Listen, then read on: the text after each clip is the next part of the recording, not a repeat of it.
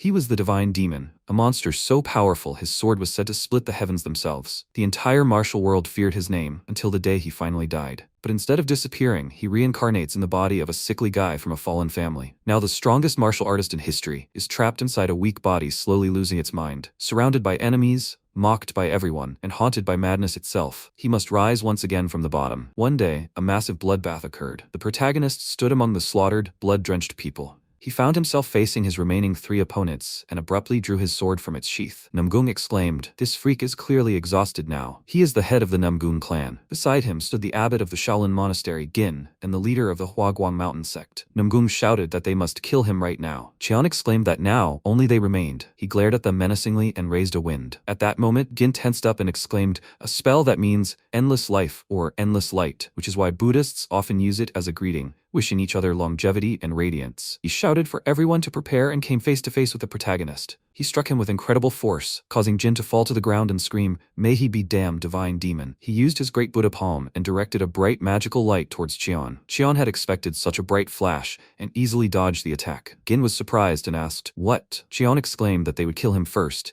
and at that moment their powers clashed. Gin shouted at the other two, "What are they even doing? They should attack him now." After these words, Namgung and Guan moved to help, and using their magical powers, began to surround the protagonist and Jin, but nothing worked. They combined a flash the color of happy lightning and shouted for him to die, even managing to hit Cheon. Blood spurted from Cheon's mouth, but he did not stop fighting. Jin pulled out his hand and shouted, "May he be reborn in heaven." At that moment, he pounced on his opponent, when Cheon suddenly rose into the air, greatly surprising Jin. Dark magical powers began to emanate from him, and a moment later, he destroyed his first opponent and slammed him into the ground. He then smiled and said that the next one would come soon, as Gin had died. The remaining Namgung and Guan realized he was nothing but a monster. Qian kicked off and abruptly ran toward them. Guan was in front, and Namgung told him to step aside, but it was no use, and Qian pounced on him with incredible speed. The divine demon Cheon, to kill him, drowning him in the blood of the Central Plain. The elites of all 9 great schools of the Orthodox Alliance had gathered here. However, confronted by the summoned power of the greatest under heaven, the Alliance was on the brink of destruction. Cheon shouted to the old man, "Has he already chosen a place for his grave?" He replied, "Of course, the place is already prepared. His grave will be right here." He used the endless rain of plum petals, everything around him glowing with bright pink magic, and the tree roots began to approach Cheon, who looked and realized he had to hold on a little longer. He remembered the old days when he was happy with his loved ones, and he couldn't die yet. Cheon used the demonic dragon martial art, the 5th technique, Black Dragon Evil Slayer. He struck with such speed that Guan died instantly. After that, only one opponent remained, and that was Namgung. Cheon was aimed at him when he used the King's Blind Obstacle Strike, and everything around him glowed with his blue magic. Qian knew it really hurt, but he only felt a slight tickle. The freak, the image of his murdered family was in his eyes, and he was so angry that he didn't care about the pain, and he pounced on his opponent, who looked at him in surprise, not expecting such a reaction. Qian swung his sword and struck Namgung with incredible force, causing his blood to spurt out and leaving him stunned. After that, Qian threw him aside a few more times and thought, "Cheon, he's a vile ophthalmologist for a demonic sect." At that moment, he struck him with one last magical beam, but Qian was able to easily avoid it, despite struggling to catch his breath for a long time. Namgung cried out for him to finally die and stabbed him in the back, because his worthless life would end here and now. Qian gritted his teeth in anger and pain and realized that the picture was slowly becoming clear. Yes, he was proposing to end everything here and now. Namgung asked again, "What?" Qian turned around and shouted that he had said they would end here and now. Blood spurted from his mouth, and he screamed, "This damned fate will not end." He stabbed the sword through himself, straight into Namgung, who was stunned by the pain and began coughing. Qian finally pulled the sword from his chest, and Namgung couldn't understand how this could have happened. It was his heart, so how had he defeated it? Had he really surpassed human limits? That was what he was, a divine demon. At that moment, Namgung died, and the dark magical powers began to dissolve into thin air. The 9 great schools were wiped off the face of the earth. Qian asked, would that be enough? He recalled his past, when children fought in the garden and shouted that they were arrogant brats. What did they even believe in, continuing to behave so impudently? Qian fought and injured his acquaintances. His teacher raised him and asked.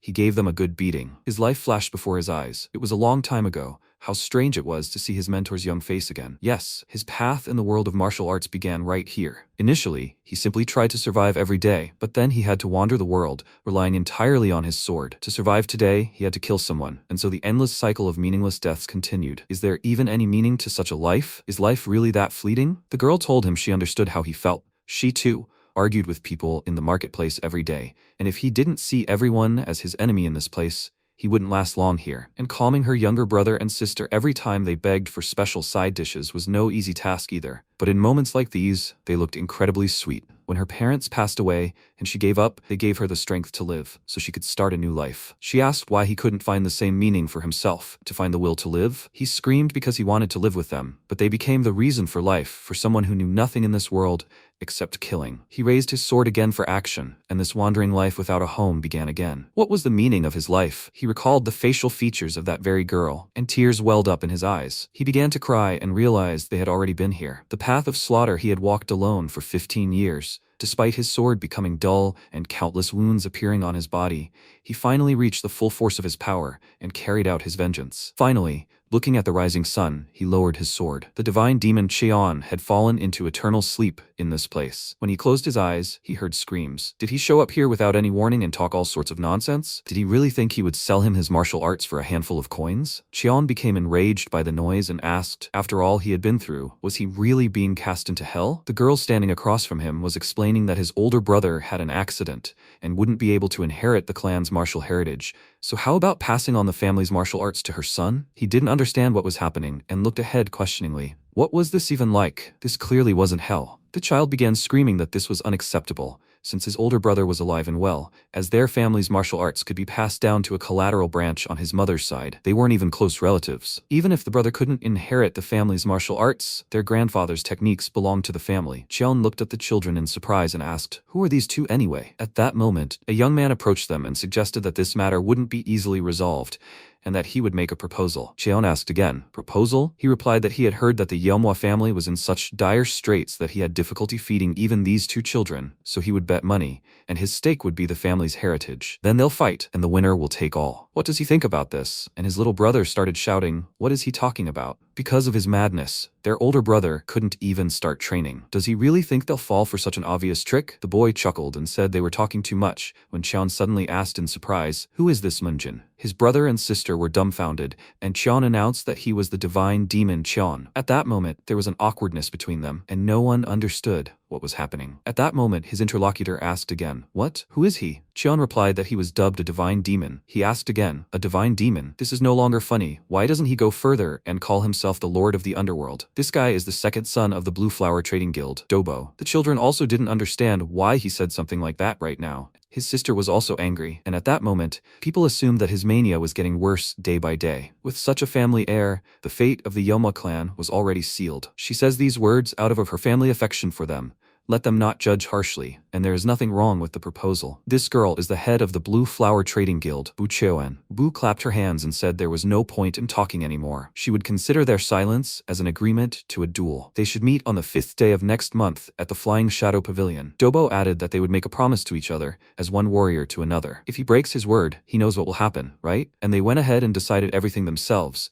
And his sister asked again, what should they do now? He'd never really held a sword. Cheon asked again, are they talking about him now? The guys looked at him in bewilderment, and he replied that nothing funnier could be imagined. If he gathered all his energy into a fist, he could. But suddenly he realized that nothing was working and asked again, what? Where did all his energy go? What was this? He had no internal energy at all. He started screaming and got angry. What was wrong with his weak body? His bones were so fragile. Were these hands even capable of holding a sword? His sister started crying and begging him to stop. She begged her brother to come to his senses, even if his mind was paralyzed by madness. After what these people said, only the last idiot or a complete fool would just sit idly by. And her brother asked again, the last idiot or a complete fool? How could she say such offensive things to their older brother? She should apologize to him right now. She started sobbing and replied that she wouldn't do it because it was because of him that their parents died. Cheon was dumbfounded as he tried to figure out what was going on, and his sister ran away from the scene. His brother turned to him and said that, although he didn't remember, this happens often, so please let him be understanding. Let him forgive, but he will leave first. Cheon realized that the children treated him like a madman and that it was all very strange. Sometime later, evening came, and he clearly remembered beheading the head of the Namgun clan.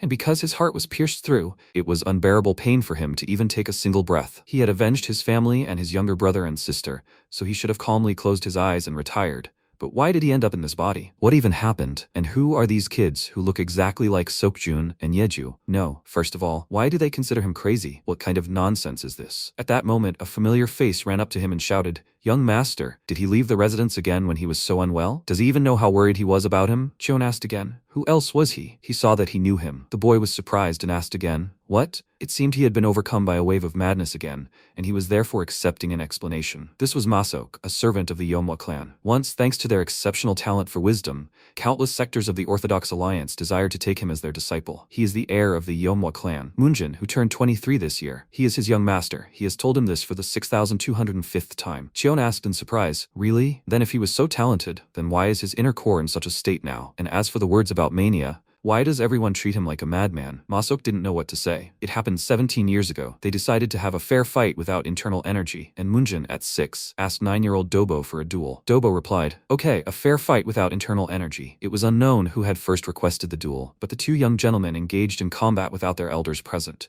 They fought with all their might. As expected from Dobo, he deflected every blow. As expected from a talent who thirsted for everything, the Orthodox Alliance sector expected a fair fight without the use of internal energy. Then, surprised, he asked again, what did he just say? Dobo replied that he was an idiot and lunged at him with a fist. Moonjin was incredibly frightened and was thrown far away. When he landed, he asked, Dobo, they had agreed to use internal energy, so why did he use the Fist of 7 Wounds? He replied that even in this situation, Moonjin still called him brother. As he'd already noticed, he used the 7 Sects Gongdong Fist, and they say one blow like that is enough to leave serious consequences.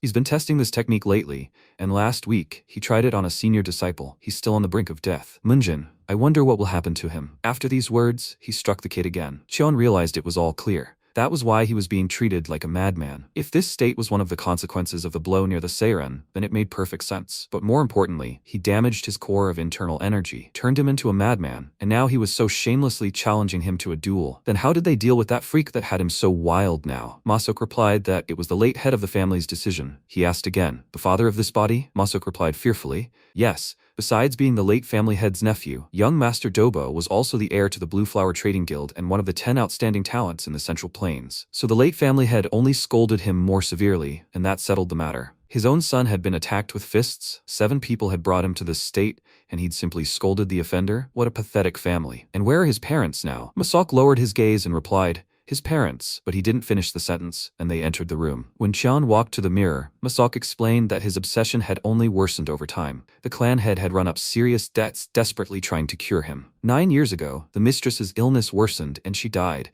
and 3 years ago, the debt-ridden clan head also died. Ultimately, he was left alone with his brother and sister. He couldn't even properly raise one son, and that's why he suffered. A cursed child who brought his parents to their graves. Now only his younger brother and sister will suffer. And so the glory of the Yeomwa clan has faded. All that remains are debts incurred in the hopes of curing him, 2 loyal servants, and a dozen warriors under his command. And also, the young master of the Yeomwa clan, Dojin, and the young mistress of the Yeomwa clan, Soen, his younger brother and sister. The family was destroyed by a single illness, so it's no wonder that child lashed out at him. Sometime later, night fell, and Cheon reflected on what he had learned from the history books in Moonjin's room. When he was a divine demon, life had indeed left his body after the battle with the 9 great schools, and it seemed 30 years had passed since then. The sensation of this world is too vivid to call it a dream, so it seems truly real. Simply put, he's a madman without even a drop of internal energy, possessing the body of the eldest son of the Yeomwa Moonjin clan. In any case, all those he was supposed to kill are dead, and he has no regrets left in his life. But his younger brother and sister, their story is tragic, as the memories he saw further prove. After all,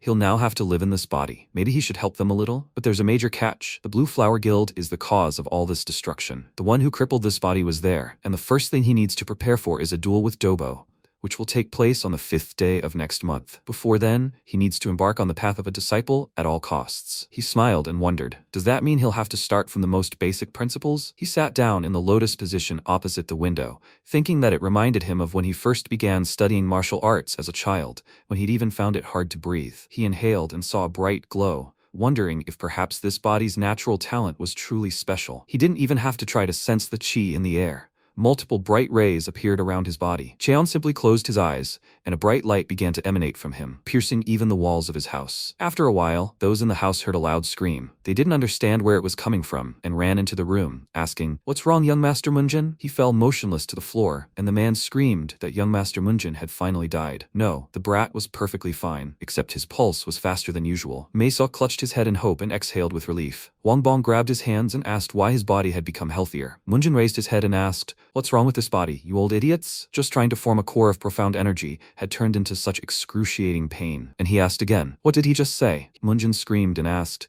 "Why does this whole thing have such a shitty constitution?" Guangbong replied that if he was talking about his body's constitution, he'd heard a monk call it a heavenly martial constitution. Cheon was surprised by this name, and Huangbong said, "Yes, it was also said that his body was blessed by heaven to walk the right path." Cheon asked again, "Is he laughing now?" At that moment, he began coughing up blood and realized that this constitution was completely incompatible with demonic martial arts. If a person with such a body tried to cultivate demonic martial arts, the pain would be excruciating and everything would end in death. There was a heavenly constitution of feelings and a heavenly constitution of murder, as well as a heavenly constitution of flames and even a heavenly constitution of longevity. At that moment, Munjin fell again, and Masok shouted at him not to lose consciousness, waving his arms. Cheon didn't understand why. Of all the listed constitutions, he had been given this one. It was simply a curse, because in theory it would happen next month, and everything was really very bad. He asked in a trembling voice, "Who were those old men?" Masok replied that they were the chief rulers of the Yeomwa clan, Bakman and Huangbong. Cheon thought, the heir of the clan is on the verge of death, and they have such expressions on their faces. Huangbong said that the young master's condition seemed to be worsening every day, and he thought they should prepare their hearts for the worst. Cheon reached out to him, his trembling hand angered by his words. They shouted at him not to move anymore, but Cheon decided to fight, because he didn't want to die at all. After a while, it started raining, and Masok, who had met Cheon, shouted, "Young master, he's been lying in his room for 3 days straight. Wait, is he sure he's okay?" Cheon thought about how he'd been bedridden for 3 days, and that with this damned body, he'd die before the day of the duel arrived. He told him to turn down the volume, saying that he was making him look bad, and more importantly, if he was going to the duel, he'd need a sword. He should bring him some swords now. Masok looked at him in bewilderment, then said that they were currently in such a situation that they might not have anything to eat tomorrow. So where would they get the extra coins to buy a sword? Cheon asked irritably. "Is there really no money left in this damned house?" Masok replied, "Yes. They were currently having to borrow money from the money-lending house of occultists, Chain and Tigerclaws. Because of their incredibly high interest rates, their debts had become enormous." Cheon thought that this was truly a fallen family. It seemed like he would have to solve his financial problems first, right? He asked again. "I see. In that case, asking for a little more debt would really be a big deal?" Masok was surprised and asked, "What did he mean? Wait, was he going to borrow more money? Was he seriously talking about this now?" Cheon ordered him to stop wasting his time and go and send a message to those old men. He should also write that he was going for a walk. While a thunderstorm raged outside, Huangbong saw the letter and started shouting. Was he really saying that young master Munjin had gone off in Tigerclaws again? Okay, he thought that wouldn't be a problem. They'd just send him on his way, right? Bakman replied that he thought the problem lay elsewhere. If young master continued to be an eyesore in Tigerclaws, the assassination squad would take action. After some time, they arrived at Tigerclaws, a money-lending house. Munjin grinned and said, "Thugs, tell your boss that Munjin from the Yeomwa clan wishes to see him." Tigerclaws guard Noho said, "If he comes here to gamble again, he should stop talking nonsense, play quietly, and get out of here." Cheon asked again, "What? He can't convey his words." "Then let him call his boss." Noho asked him what he just said. Masok replied in a trembling voice that he didn't mean that at all, that his young master was simply ill. Cheon asked him again why he was staring. Noho decided to fight him, and Cheon asked what was wrong. He told his brother that this jerk wanted to see the head of the company. The deputy head asked again, was he here or something? The manager? He wanted to meet with the head? But why? Cheon replied that he was going to borrow some more money from him. The guy said so he was their client. He was the deputy head of the tenacious tiger cohorts named Junbo. If it was about borrowing money, he didn't need to meet with the head. He should go inside. Cheon and Masok followed inside, and a crowd of guards escorted them. Masok told the young master to please come to his senses and go home, because he didn't like this whole idea. Cheon replies that they've already come so far, so why does he keep asking him to come back? Masok replied that a few days ago, the tea house owner, Madam, saw one of the leaders of tenacious Tigerclaws get into a fight with a scoundrel, and in the blink of an eye, he sat on his chest, beating him on the spot. He heard that he was an incredibly skilled martial artist who had mastered the double-killing technique, Great Heaven Killing the Moon. He asked again, what did he say? Double killing what? He replied, double killing technique, Great Heaven Killing the Moon. Cheon asked again, so what? What did he think he should do? At that moment, one of the opponents said he saw that his servant had quickly figured out what was going on. But what could he do? It was too late for him to go back. Cheon tensed at that moment, and one of them raised his fist, signaling that they could begin the fight. Cheon asked again, so he had planned to do this from the very beginning? He replied that there was no way he could have killed the eldest son of the Yeomwa clan at the main entrance, where a crowd of people had gathered. He couldn't even pay off the interest, let alone pay off the principal. Yet he dared to show up here so brazenly. He won't let him pick their pockets like his parents did. At that moment, Masok began to bow at their feet and shout, please forgive them, and he begged for his young master's life. Cheon asked again, what, like his parents? He never had parents. A moment of confusion arose between them, and he realized it was a curse, as for a moment he felt like his former self. His rival replied that he was starting. Junbo offered to beat him lightly. The knights abruptly drew their swords and shouted that they would carry out his orders, then grabbed Cheon by the clothes and yelled at him to die. The insolent freak. Masok cried out in fear, but at that moment, Cheon broke his bone, and he cried out in pain. He screamed. What kind of trick did he use? Cheon replied that for such a large body, his bones were too fragile. With such a body, he should take advantage of this moment rather than attack head-on. Then he asked why they were all frozen in place. They had to finish him off quickly. The guys pounced on Cheon, who tried to deftly avoid their attacks, and one of the attackers shouted that he was a slippery snake. Cheon thought that since the rapid stepping technique wouldn't work here, it was the best choice for attack. So he gritted his teeth in anger and punched his opponent, who fell in a pool of his own blood. They cried out that he was a bastard and pounced on him again, who managed to jump into the air and, after a few deft moves, attack his opponent. He asked, "What's going on?" When he delivered the finishing blow, he flew to the side, and the remaining guys tried to rise from their knees. Masok asked in surprise, "Is he all right, young master?" Cheon asked again, "Can't he see?" He was actually more alive than anyone else. Masok exclaimed, "What the hell was that? And where did he learn martial arts?" He replied that it wasn't martial arts, but simply that his body had learned to react naturally after many years of living on the street. He asked again, "What? But young master, when did he even have time to live on the street? He has plenty of experience, but let him try to avoid it." At that moment, Cheon pounced on Junbo and used a bright beam of light.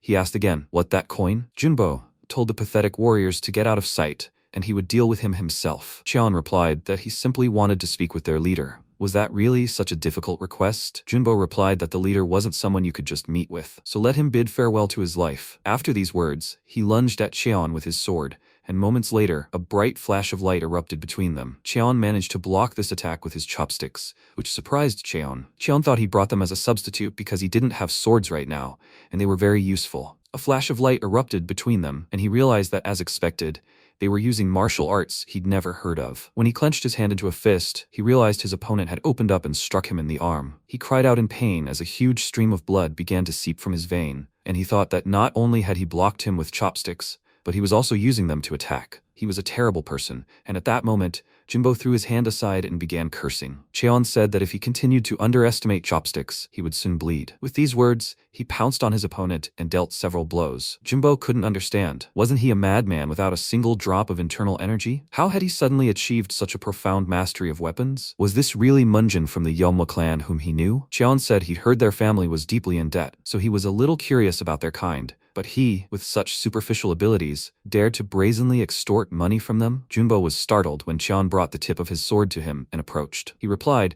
that in that case, let him show him a taste of the martial arts he had looked down on. Junbo asked again, "What? When did he ever do that?" He exclaimed, "Enough jokes," and used the double killing technique, Great Heaven Moon Slaying. Cheon realized that those who had slapped him might be joking around, and at that moment, Junbo himself fell under attack. Cheon pounced on him with his fists, and Junbo couldn't understand how he'd concealed such strength until now. When Cheon punched him, Junbo exclaimed in a trembling voice, "How will he cope with the consequences?" Cheon replied that he hadn't come here to listen to threats, and if he says what he wants to hear, he might live a little longer, so he'll repeat his request once again. Will he lend him some more money? After a while, Cheon looked up and realized he hadn't had this much fun in a long time. Masok shouted, "Young sir, with such fragile health, smoking tobacco is bad for him." Cheon muttered, "What a waste." When they sat down to talk, he asked what exactly they were interested in. He replied that, basically, he wanted to know why they, the idiots who never work at a loss, had suddenly started supporting the Yeomwa clan so zealously and without any collateral. There was clearly some malicious intent at work here. The man replied that he was mistaken, young master. What kind of malicious intent could there even be? Cheon asked again. Seriously? He could hear the gears turning in his head even from here. Let him think about this carefully. If he shoved more than 12 dice down his throat, he wouldn't be able to say anything, no matter how much he wanted to. When the lantern lit up, the man said the order came from the Blue Flower Guild. Cheon asked again, "Really?" He had a feeling those rats were involved, so how did they make a deal with them? The guy didn't know what to say, and Cheon said he was some kind of enlightened warrior. If he was going to be loyal to someone, he should be loyal to his subordinates, even if his body was hacked to pieces and this place burned to the ground today. Those degenerates wouldn't even bat an eyelid. The guy was dumbfounded, and then his face suddenly glared with anger, expecting them to sign a contract. The Blue Flower Guild told them to borrow as much money from the Manhwa clan as they wanted at the highest possible interest rate. They asked to put their family in such a dire situation as if they were in debt to the King of Hell himself. If they did everything as they said, after the Manhwa clan's fall, they were promised a decent compensation and the return of their land holdings. The protagonist asked again, so he did take the clan's land as collateral, right? Then he owes 300 ning of gold, which he takes today. How much will that be in a year? He replied that according to the contract, it was approximately 5,000 gold. Cheon chuckled and asked again, what are they? Clowns who know how to make people laugh. Well, okay, now they'll move on to another question. Who are they? He asks about the freaks who provide them with protection. The guy said they are part of the unorthodox forces of the Four Heavens, a squad of shadow assassins. The elder asked again, a squad of shadow assassins? Was such an organization part of the Union of Four Heavens? He replied that he heard they joined recently. The Union of Four Heavens is a vile company. And at that moment, Masok whispered in Cheon's ear, young master, is he talking nonsense again, as if he'd ever crossed paths with him? Cheon asked him not to mince words, as he was too lazy to explain. But why hasn't the freak he sent for the money come yet? The guy asked him to wait a little longer. After some time, the guy came running with a chest of money and shouted that there were exactly 300 nyans in it. Cheon was surprised and said that this was just fine and that was enough. He called Masok and said he wasn't leaving. Masok asked again, was he really going to borrow more? Cheon said he should stop flapping his tongue and just take the money. After a while, a heavy rain began to fall and everyone went outside. Cheon asked them not to forget to record this loan in his ledger. As soon as he dealt with their large clients, the Blue Flower Guild,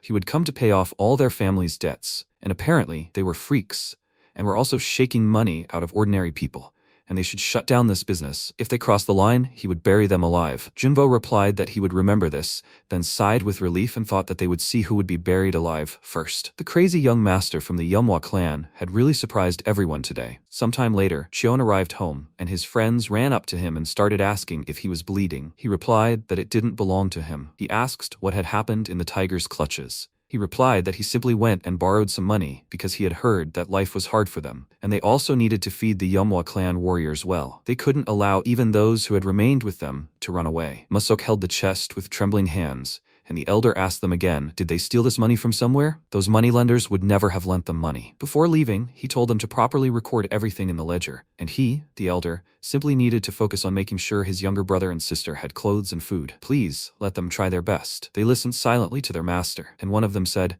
can such madness really exist in the world? Wangbong didn't even know what to answer him and just chuckled. When Cheon entered the room, he lit all the candles and said that he never had parents and therefore wasn't sure what to say. For now, the money issue was more or less resolved, so there was no need to worry too much about everything. From now on, he would take good care of his brother and sister, as well as the rest of the family, so they can rest easy now. In a few days, he had a duel with that freak Dobo, and he would have to fight him because the Manhwa clan's secret martial art was at stake. But they didn't need to worry, because he would break that Guan's neck. The guys watched him from the sidelines and smiled. After a while, a new day dawned, and work was already beginning to boil in the estate. One of the workers threw a wooden box on the ground and shouted, what did he say? Masok noted that everyone had worked hard, and the guy said, stretching out, that the box was so heavy that he felt like his back would break in half. But the main thing is that they brought everything, so now they can have a drink and rest a bit. When Cheon left the room, he shouted that everything had been delivered. 50 jin, 80, and 110. They all arrived so on time. Masok asked again, but what was he going to do with all this? The warriors were sweating profusely while they were carrying them.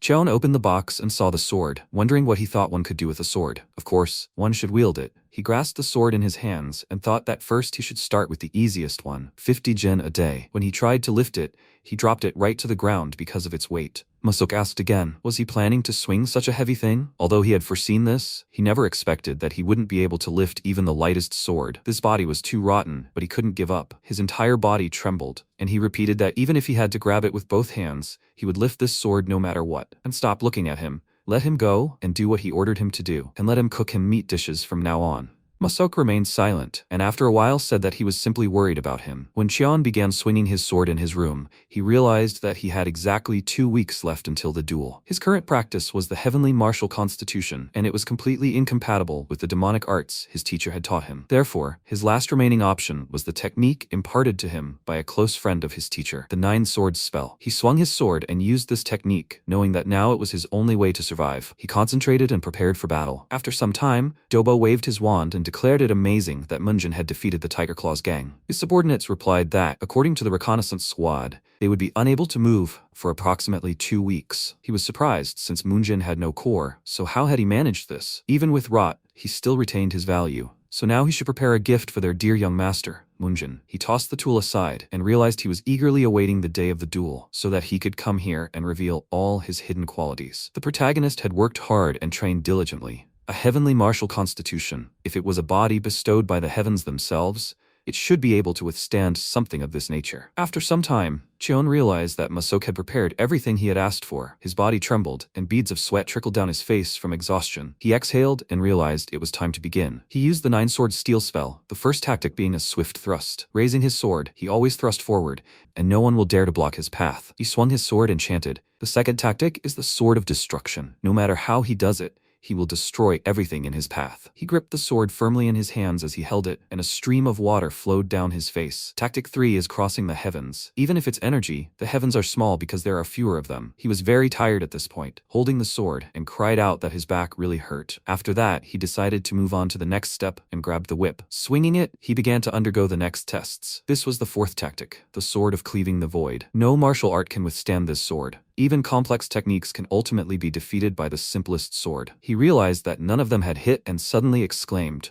When he managed to smash several fragments, he used the fifth technique, Sword Killer. Even if there were crowds of enemies before him, they would all kneel before this sword. He shattered several logs and realized that despite their overwhelming numbers, ants could never surpass an elephant. So numbers meant nothing in the face of true strength. He dragged the sword behind him, and suddenly a log fell on his head. He cried out in pain and grew angry, then moved on to the next step. This was the sixth technique, the blade that splits the moon and its reflection on the surface of the water. Even the moon floating on the water would be split by this blade. Was this all he could extinguish? Next time, he would have to do more. The seventh tactic is the unification of the sword with the earth, the ground parts before this sword. Thus, the blade is capable of cutting through anything, regardless of size. He couldn't understand why there wasn't a single scratch on it. The eighth tactic is a blade that destroys the heavens. Even the heavens will open before his sword. So is there anything in this world it can't cut? He tossed the sword aside and used the ninth tactic, fighting himself. Finally, his blade was ready, so there was no longer any reason to pick up a sword. He closed his eyes in exhaustion and realized that at best, this could only be called a good imitation. This was the final stage, fighting himself. He remembered his previous mentor when he was just a child,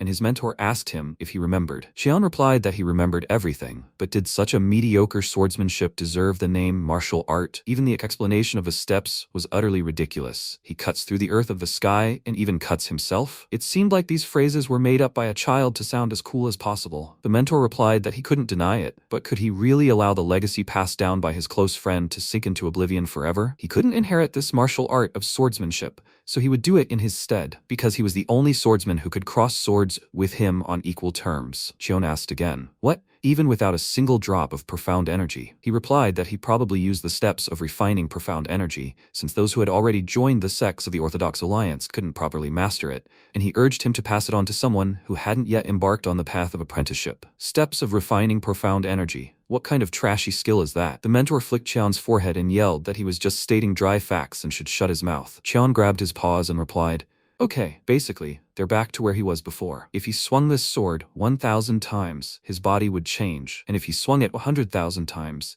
his sword would begin to fill with energy. And if he swings this sword 1,000,000 times, it will be difficult for him to find an equal force anywhere in the world." That's what he said. So, if you swing the sword 1,000 times a day, you can master this fencing art in 3 years? Was this man really his equal teacher? The mentor replied that he couldn't say for sure, because if they had gone to the very end, one of them would certainly have died. Qian looked up at the sky and wondered how strong the warrior was, and who it was. At that moment, Masok became frightened when he saw Qian unconscious and began slapping him on the cheeks. He was surprised that he was okay, because he was worried because he was still unconscious. Qian replied that if he hit him one more time, he would finish him off. He didn't understand why he fainted from a single approach, let alone 1,000 times a day. Apparently, he had a long way to go. Masok said that although it was late, he needed to eat. Qian asked again, "Is that pork?" Masok replied that he himself had told him to serve meat. They hadn't bought meat in a while, so he tried to cook it as deliciously as possible. Qian replied that he should serve beef tomorrow. Masok was surprised and asked again, "Beef?" He replied that beef was better for building muscle. If the problem was a lack of money, then he should take as much as he needed from the moneylenders and give it to the manager so he wouldn't worry too much because he would have to borrow more money later. And until he and Dobo fought, he would eat only meat 3 times a day. He asked again, "By the way, young master, since when did he master this martial art?" Cheon wondered, why is he asking? Was that so strange? Indeed, someone who was unable to behave like a normal person suddenly began studying the art, They would also think it was strange. Masok replied, no, he was just a little surprised. He thought he knew nothing about martial arts. But suddenly, he smashed the bandits with a tiger's claws and set out to master the terrifying art of swordsmanship. Cheon swallowed and replied that he'd already told the kids this, so he'd tell him too. He wasn't really a son of this Munjin house. His true identity was a divine demon. Masok exclaimed that if he was going to spout nonsense, he'd better refrain. As for his fears, he was worried that he'd lose his memory again, as if he'd become a different person and suddenly vanish without a trace. But couldn't he say he intended to abandon the Yeomwa clan? Chon replied that he would never leave the family, at least not until the Yeomwa clan became the best martial arts family in Sacheon, and he had nothing better to do. Masok asked again. The best martial arts family? Cheon confirmed his thoughts, and Masok didn't understand what kind of absurd statement that was. Cheon flicked him on the forehead, causing a lump that was extremely painful. Cheon told him that if he was hanging around, he should leave. Masok replied that he was obeying his orders and immediately ran off. Cheon mused that if the Yeomwa clan became the best family in martial arts, he would also be satisfied with that result. Sometime later, the elders discussed the duel between Dobo and young Master Munjin in 10 days. That monster would definitely try to take young Master Munjin's life, and then he would come for the imperial inheritance bestowed upon the Yeomwa clan. Perhaps they should flee from here. Another elder was surprised and asked, what's he talking about? He tried to persuade him to think about it himself. Could they really allow the 2 remaining heirs to suffer as well? After some time, Cheon continued training until his strength failed him. He spent his days using the sword, so much so that his muscles had now strengthened somewhat. Although with great difficulty, he was now able to lift even a sword weighing 110 jin. But why was his swordsmanship still so unstable? Exactly 1 week remained until Dobo's duel, and Munjin was still training. When the guys entered his room, they looked at him, and he asked again, what brought them here? It's dangerous here, so they should find another place to play. The guys replied that they were worried about him and had been watching him for several days in a row and thought he was overexerting himself. Did he decide to push himself because Son had spoken harshly to him that day? She had simply lost her temper. Cheon exhaled and thought that when he saw them, he remembered those children. He patted their heads and told them that he was completely fine, so they shouldn't worry. Dojin exclaimed, by the way, Munjin, his stance looked truly amazing. He did it like this, right? He looked like a real warrior. She replied that the stance was not quite like that. The older brother stretched his arms forward even further. Cheon didn't understand. Were they imitating him now? What cute children they were. The sight of these children brought back memories of the days when he trained with the teacher. When swinging the sword, he should exhale as long as possible, and now try to freeze in one place and just take his time. And finally, he should return to the starting position. Take a slow, short breath, okay? He thought about it and realized that the most important thing in the 9-sword solo is the breathing technique. He forgot the teacher's words. After that, he told the guys not to worry about anything because he would definitely win, so they should quickly return to their rooms. He sent the children out of the room, and they looked back in surprise. After that, they laughed, wondering if he was really okay. After some time, a heavy rain passed. Chon looked out the window and thought that when swinging the sword he should exhale for as long as possible, then freeze in place, but under no circumstances should he rush. Returning to the starting position, he needs to exhale, and this should be a short, slow breath. The 5th tactic, the sword killer, releases all the internal energy accumulated in the body at once. This is success. He rejoiced, looking up and realized that the steps of despair of internal energy is a technique that allows you to create internal energy through direct body movement. Unlike other techniques that circulate energy through meditation, the steps of refining internal energy were classified as a low-level martial art, requiring the development of energy channels. But to effectively utilize these steps, a stable breathing technique is essential. Compared to the time when he struggled to even swing a sword, his body gradually stabilized thanks to the breathing technique appropriate for this martial art. Practicing this swordsmanship technique dozens of times, the core, which had been abandoned for several years, began to circulate internal energy again. Sometime later, during lunch, Masok was disturbed by an elder who asked if the young master was still training at his place. He was stunned and replied that he seemed like a different person. At first, he kept losing consciousness, but now there was no sign of exhaustion. It seemed the divine energy treatment he had received from the Mudan earlier had been effective. Huangbong wondered if even the treatment from the Mudan was the cause of his improvement after just 1 session. He asked him to let him know if any problems arose, and Masok passed by and shouted, okay. Huangbong frowned and thought. When Masok approached the young master, he was glad to see him and said he had brought his dinner, only to see him smash everything around him. He didn't understand what had happened here. Cheon replied that the space was tight and there wasn't enough room for his training. That's what he said. From now on, he would use the training grounds. When that day arrived, his enemies gathered around him. Cheon said, so there are guests here. Masok addressed the warriors as respected figures and informed them that the young master had said he would use the large training grounds from now on. They turned to him in bewilderment. And at that moment, Cheon slammed his sword on the ground and shouted that he needed the large training grounds for his personal training, so he would borrow this one for a while. He thought it would be more spacious there. There's another training ground nearby, so they can use it for training. The guys didn't understand what this Walking Dead man just said. Simply swinging a sword doesn't make anyone a martial artist, especially since the tip of his blade has never been stained with blood. He exclaimed, "Wow, what heated glances they're casting his way." One of the guys said, even though he is the young master of the Yahello clan, to suddenly come and talk like that. Before he could finish his sentence, the commander of the Yahello clan's death squad, Boyne, raised his hand and ordered everyone to step back. The young master said he was going to train in martial arts. Everyone got angry and walked past, whispering that it seemed his mania was returning. Cheon, hearing these words, told the idiot to stand still. Boyne was dumbfounded when he heard these words and turned around, asking if he had any complaints, to say them to his face. After all, only cowards hide their discontent. He asked again, what was he proposing? Cheon replied that if he had complaints among those who made a living, wasn't the answer obvious? He extended the tip of his sword toward his opponent's nose and said they should fight once. He was dumbfounded and said, "Young lord, no matter how distorted the morality of this world may be, I won't find a warrior here who would draw his sword against the one who would become the clan leader." Cheon replied that he had heard the saying, "A dog that bites doesn't bark, and one that barks is full of fear." If he wasn't going to take a step forward, then he shouldn't start barking, and should live like a frightened dog with his tail between his legs. Boyne became very angry and shook with rage, when suddenly he swung his sword and said that even if he regretted it later, he would not care. Cheon replied with a smile on his face that he did not know, because he was not one of those people who ever regretted anything.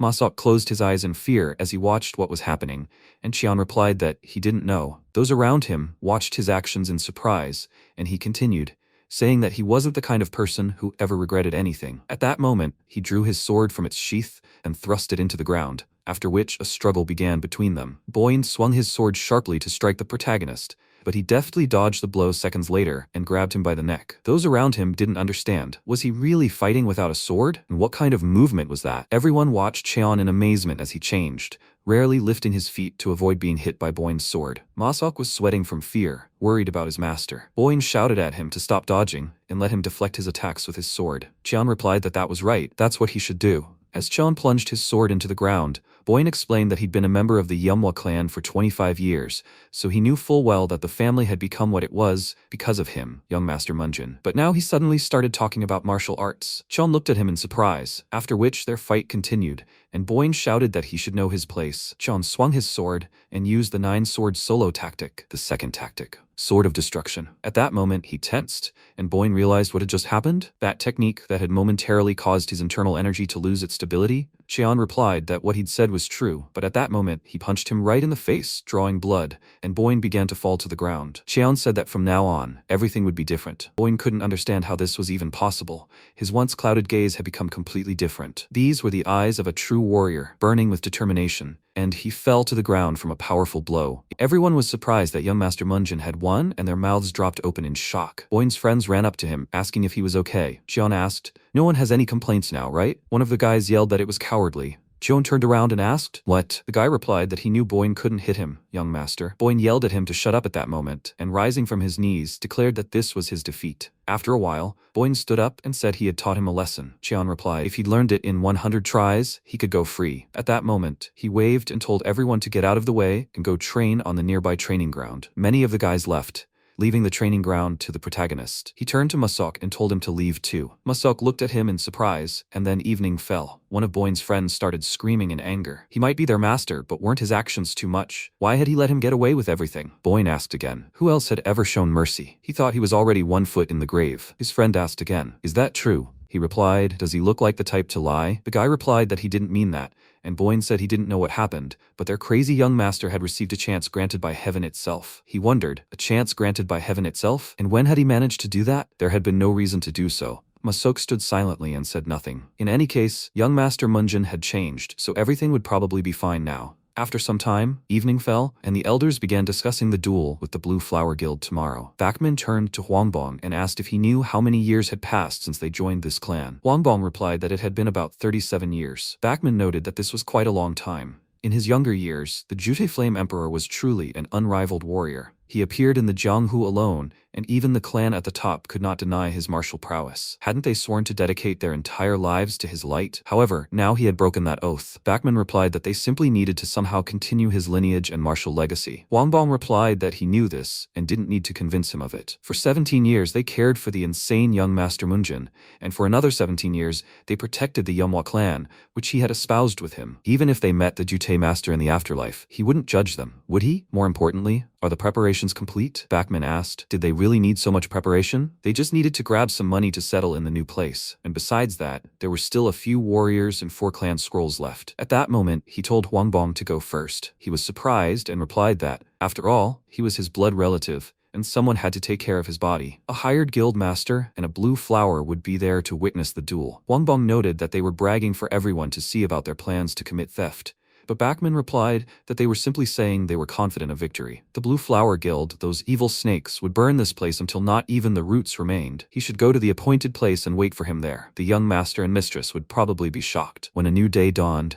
Masok and Cheon were having breakfast and began discussing how the meat had become tougher lately. Masok replied that he was just imagining things, since the cheapest parts of the cow are always the toughest. Cheon asked again, had they run out of money yet? He replied that he had no idea, that the steward was simply giving them little. Cheon asked again, was he offended or something? Masok asked again, could a servant be offended by such a trifle? The protagonist wondered then why he had mentioned running away and ended up getting slapped by him. At that moment, he stood up and asked, okay, let him tell me how he liked his outfit instead. Masok replied without any emotion that he didn't know, but he looked better. Cheon was upset and turning away said that they needed to go. Masok, with a hurt expression and a large bump on his head, replied, yes. As Cheon folded his sword behind his back, he met some elders along the way, who asked if he had decided to go. Cheon replied, Elder Bachman, please don't tell him that too has come to spout nonsense about wealth. Bachman replied that he hadn't even considered doing that.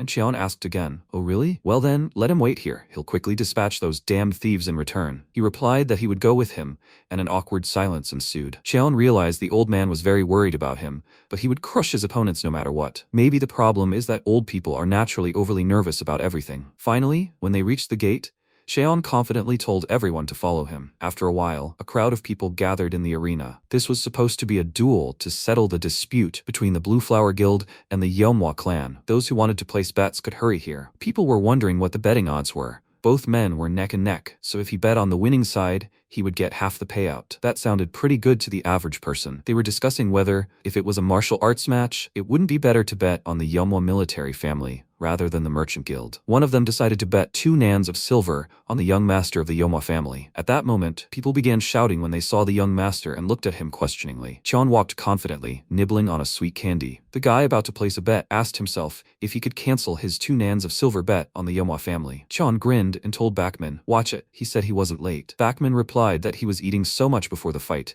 which was a bit improper. At that moment, a girl with an umbrella approached them and remarked that they hadn't seen each other in a while. It was Boo, who said that since he was her blood relative, she would ask again. Should he insist on this fight? He asked again. What? She said that the Yomhua family challenged first. They don't have the talent for it, so why resort to something so reckless? Apparently, the rumors about his mania worsening were true. Cheon continued eating candy and thought, let everyone just look at her. She's talking as if this is a duel for her body. It seemed he had no choice but to pay in kind. He said there was no way the merchant guilds could take the Yomhua family's secret martial arts from them, so he had to fight. Those around him began to wonder. What? They wanted to get their hands on a military clan's secret martial arts? Are the Blue Flower Merchant Guilds such a rotten house? They have no idea what's going on here. Boo pulled out her fan and said she was curious to see how long he would remain so relaxed. At that moment, the host announced, attention everyone, Ikkan of the Gongdong sect will be observing the duel. This is a fight between the guild's successor and Blue Flower, Dobo, and the young master of the Yomhua clan, Munjin. Under his watchful eye,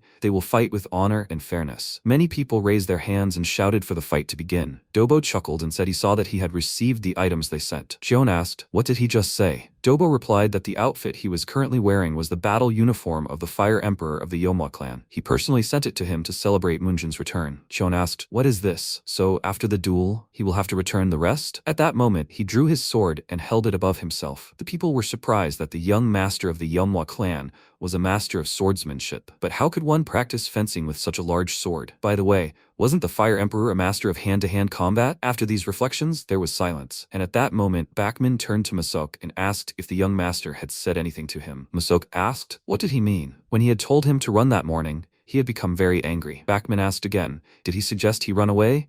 He replied that he was just joking, and, frankly, he was confident of the young master's victory. Although, with a trembling voice, he wondered if it would have been better to run away. No, the young master had changed, so he should give him a chance. But did such sudden changes happen? Bachman wondered if madness could be contagious, looking at Masok's strange behavior. At that moment, Ikgan shouted, "Are you all ready?" Cheon frowned, and Ikgan exclaimed that if both sides were ready, they would begin the fight. At that moment, he created a loud sound to begin the fight, and Cheon immediately rushed to attack his opponent. Dobo was surprised by his sudden movement, and a fierce battle broke out between them. The people around him couldn't understand why he was so fast. Hadn't people said that young Master Munjin had become more insane? He had heard that he had never even studied martial arts, so where did he get such strength? Dobo tensed when he realized his situation, and growled that they would see his abilities. A day-old puppy. He reached out to Cheon, and they began to fight. When Cheon received the first blow to the face, blood spurted from his cheek, after which they both moved to another place and found themselves facing each other. People shouted with joy at the sight of such an amazing fight. Boo, watching from the sidelines, thought that this surprised her, as she didn't expect Munjin to be so firm on his feet. However, compared to the martial arts Dobo had accumulated so far, he was a mere blank. Cheon struck his opponent's hair with a sharp sword, cutting off numerous clumps, and they continued to wrestle. When Cheon swung his sword, Dobo struck the ground so hard that a bright column of light shot straight into the sky. They had already fought amid thick dust from such a battle, and he thought that Munjin, today, they would drive him completely mad. When they found themselves facing each other, Dobo realized that allowing others to dominate was what he did best. With these thoughts, he pounced on his opponent, but Cheon continued to deftly dodge his attacks. Bachman remarked that he thought young Master Munjin would immediately be hit, but he was holding on like that. Masok noted that he didn't know the details, but it seemed the young master wasn't currently using his full strength. Bachman asked again, what had he suddenly said? He replied that he'd been secretly observing the young master's practice, so he could reasonably expect a more powerful, monumental strike from him. Meanwhile, the protagonist pondered. As far as he could tell, his current level was roughly on par with his opponent's. Was such a short break really enough to catch up? He wiped the sweat from his face and realized he didn't care. In the past, it had never mattered whether his opponent was stronger than him. After all, he'd killed them all, so he'd certainly kill this freak too. Their fierce battle continued at this pace. From the dilapidated hut, they traveled east for 5 kilometers, then another 3 kilometers, and that's how they managed to reach their destination. Fortunately, the young master and mistress had fallen asleep, so they were easily taken along. Some time ago, Wang Bong had asked Bachman if he was sure he wouldn't go with him. Bachman replied that he remained his blood relative, so someone should be there to take care of his funeral. He would be a witness who would personally oversee young Master Munjin's final journey. Wang Bong said that they would then go first and meet at the appointed place. He was still unsure if they were doing the right thing. Meanwhile, Munjin continued to fight. He understood that Dobo was quite good for his age, but in the end, he was still feeling a little shaky. The people watched the battle in surprise and hope, wondering why they looked evenly matched. Did it even seem like young master had the advantage? One of the spectators replied that he had heard that the second Engel Blue Flower was a disciple of the Gongdong sect, but his skills weren't all that outstanding. Xian gritted his teeth in anger and charged at his opponent, just as Bachman shouted, "Young Master Munjin." Masok also shouted at him, begging him to dodge, and at that moment, Bu smiled in anticipation. Qian used the 9 swords solo technique. First tactic, a swift thrust. When he dodged the attack with this tactic, everyone was stunned by what they saw. Could he really have blocked such a powerful blow? Dobo gritted his teeth in anger, not understanding what was happening. He hadn't expected this turn of events at all, and Chan looked him in the eye and smiled. Dobo called him a freak, and their fight continued. Bachman thought that the young master was concentrating all his internal energy and would most likely deliver the final blow now. Masok was frightened, but at that moment, Dobo shouted that everything was happening too slowly. He was concentrating his internal energy too slowly for the attack. Qian used the 9 sword solo technique, second tactic, a sword of destruction. When a bright flash of light erupted between them, Dobo realized his failure and realized how helpless he was against him. Qian walked toward him with a smile on his face, and their swords clashed again. Dobo was horrified at losing to this freak who didn't have a drop of internal energy. A moment later, his sword was shattered and broken in 2, and his arm was severed. Dobo saw blood and cried out in pain and horror, after which Qian kicked the ground and kicked him in the chest. When Dobo, defeated, flew to the side and fell in a pool of his own blood, Bu exclaimed in horror. Dobo. Everyone was stunned by the horrific sight, and Bachman and Masok were dumbfounded. The arena fell silent as everyone saw Dobo destroyed. Had young Master Munjin really won? Qian took his hand and raised it up, saying that he accepted this as payment for 17 years of resentment. Bu asked with a trembling voice, "What did he just say?" He said that since it was about the Blue Flower Guild, he thought they would find a way to get it back. At that moment, Ikan leaped up and ran up to Dobo, placing his hand on his chest. He announced that his energy core had also been destroyed. Boo also descended into the arena in horror, and Ikkan asked if it was really necessary to go so far. Cheon asked, what was he talking about? Ikkan rose to his feet and replied that there was a clear gap in skill and that the duel had long since ended. Cheon asked, really? If he maintained that attitude, he could be held accountable too. Was it really necessary to use a spell on a 5-year-old who knew nothing about martial arts? He'd simply closed his gestalt. From now on, they would have to pay for provoking the Yomo clan, and they must prepare well for it. Boo fell to her knees after hearing this, clenching her fist. She thought she would never forgive him. The people watched the scene in shock and began raising their hands in support. Just think, he crushed a sect disciple in just a few moves. This was a swordsmanship they'd never seen before. This was the birth of a new martial artist. Bakman approached Munjin with Masok, and they ran closer, and Cheon announced they were returning. Bakman asked again, what? After that, he immediately agreed and wondered if young Master Munjin had always had such a broad back. After this, Cheon turned and said, by the way, manager, about that. But before he could finish, Bakman wondered if he'd guessed they were planning to run away. He'd said he was talking about the gold he'd entrusted to him. Had he already spent it all? Bakman laughed and replied, of course not, there's only a little left. Cheon said it looked like he'd have to look into the chain again, and the tiger's claws had gotten tougher lately. And one more thing, regarding Elder Huangbong and the other warriors, he didn't care if they decided to leave the clan. But if they tried to separate him from his younger brother and sister, they'd have to put their lives on the line. Meanwhile, Huangbong was with the young mistress and master, away from their clan. Soan was saying that today was the day of her elder brother's duel. How could he act like that? Dojin was also displeased and said he'd never forgive him this time. Huangbong asked them to stop and let him read the message that had arrived via carrier pigeon. When he read it, he explained that they were in a difficult situation. Munjin had won the duel, their escape plan had been discovered, and they must return immediately. The protagonist said thoughtfully, by the way, since they're on the topic of money, he thinks it's time to deal with the debt trap. Bakshin asked, the debt trap? He replied, right, he's talking about those idiots from the Bangho sect. He didn't think it was time to resolve this issue. He'll take care of everything himself. He, the manager of Do, must return to the residence. He replied, but still, he thought, even though the duel had shown that the young master wasn't the same as before, he still had some time. The next second, MC said, old man, he worries too much. He held out his hands and told him to try not to get involved with the Sosal sect squad under any circumstances. He replied, oh my good. He left. After that, Masok approached the protagonist and asked, young master, is he really planning to go to the Bangho sect like this? He folded his arms and replied, that's right. He doesn't want to put off the troublesome work. Then he turned around and, smiling, added, Masok, he just needs to stay behind his older brother and not worry about anything. Did he understand? He answered in the affirmative. After some time, the Bangho sect money lending house. Jinbo walked forward and asked, oh, is he here already? He thought that he really never thought he would see him again. He can't believe he crippled that idiotic second son at the Chonghua Merchant Guild. Then the protagonist said that he came to pay his bills. He walked further and added, it's kind of quiet here. Has their business gone down the drain or something? He replied that it's not like that. It's just that most of the players went to watch his fight, young master. He asked, everyone went to watch his fight? They guys must have bet on his fight too, right? The next second, Junbo and several of his subordinates bowed sharply. They shouted that they were apologizing. They didn't mean to be disrespectful, and he walked forward and said that he was sure they realized that the chances of him winning were higher, so they must have made a lot of money on their bet. Junbo said, yes sir. He thought, really? After that, the protagonist said, it seems they made a good amount of money thanks to him, but they're not going to keep it quiet, right? He thought, damn it, he's decided to corner them again. He replied, of course that's not true. They were just about to properly express their gratitude to him. He asked, is that so? He sat down at the table and added, excellent, he's glad to hear it. Then Jinbo looked at him and thought, unlike last time, a cold air had gathered around him. This is a real martial artist, burning with killing intent. Then the protagonist asked, so where is his boss? He wondered, why does he need him? The protagonist put his hand on the table and said he didn't like asking twice or thrice. If he didn't answer, he'd do it personally. Before he could finish speaking, the leader of the Bangho sect, Che Woonjol, entered the room. The MC looked at him and asked if he was their leader. Woonjol said his guys had told him about him. The protagonist asked if he'd asked to meet once, so why make things so complicated? Well, he has a pretty cute face, and that bug behind him, his lackey? The next second, Black Crow from the Sosal sect walked forward. Energy enveloped his body, and he said, he sees that this brat has no manners at all. So, that means he's the idiot who coveted their money? The MC frowned and wondered if he was from the Sosal sect. Then he asked, how dare he interfere in an adult conversation? Was he tired of living? In response, he laughed, and then suddenly jumped into the attack and shouted, well, he should try to kill him once. At that moment, Masok excitedly shouted, young master! And the protagonist twirled the wand in his hand and said that he didn't care whether he was from the Sosal sect or not. If he got in his way, then first he would earn a hole in his body. With these words, he threw the wand forward,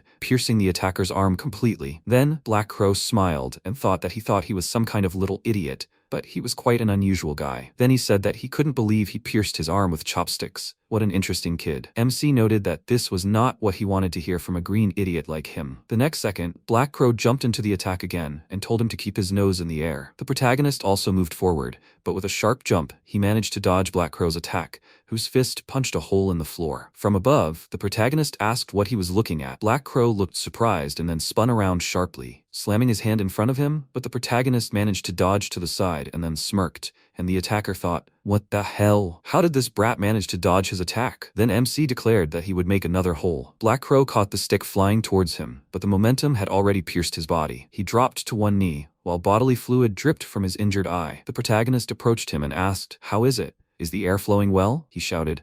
"What an idiot." Now that he touched him, the brothers from the Social Sect squad will begin their action. He asked, "Oh, is that so?" He shouted that now his family and subordinate wouldn't be safe either. But the next second, the protagonist added a kick to his face and asked, "Social Sect? Let him come if he has the courage, but first he will kill him here." He screamed. "He must wait. He will give him everything, both his wealth and his concubines, but please, he must spare his life." The protagonist asked, "What? He suddenly wanted his life?" He didn't need his concubines, but he liked the words about wealth. Black Crow shouted that everything was in Daochang. That is, he would definitely bring him here. He replied, "Okay, that's the right approach.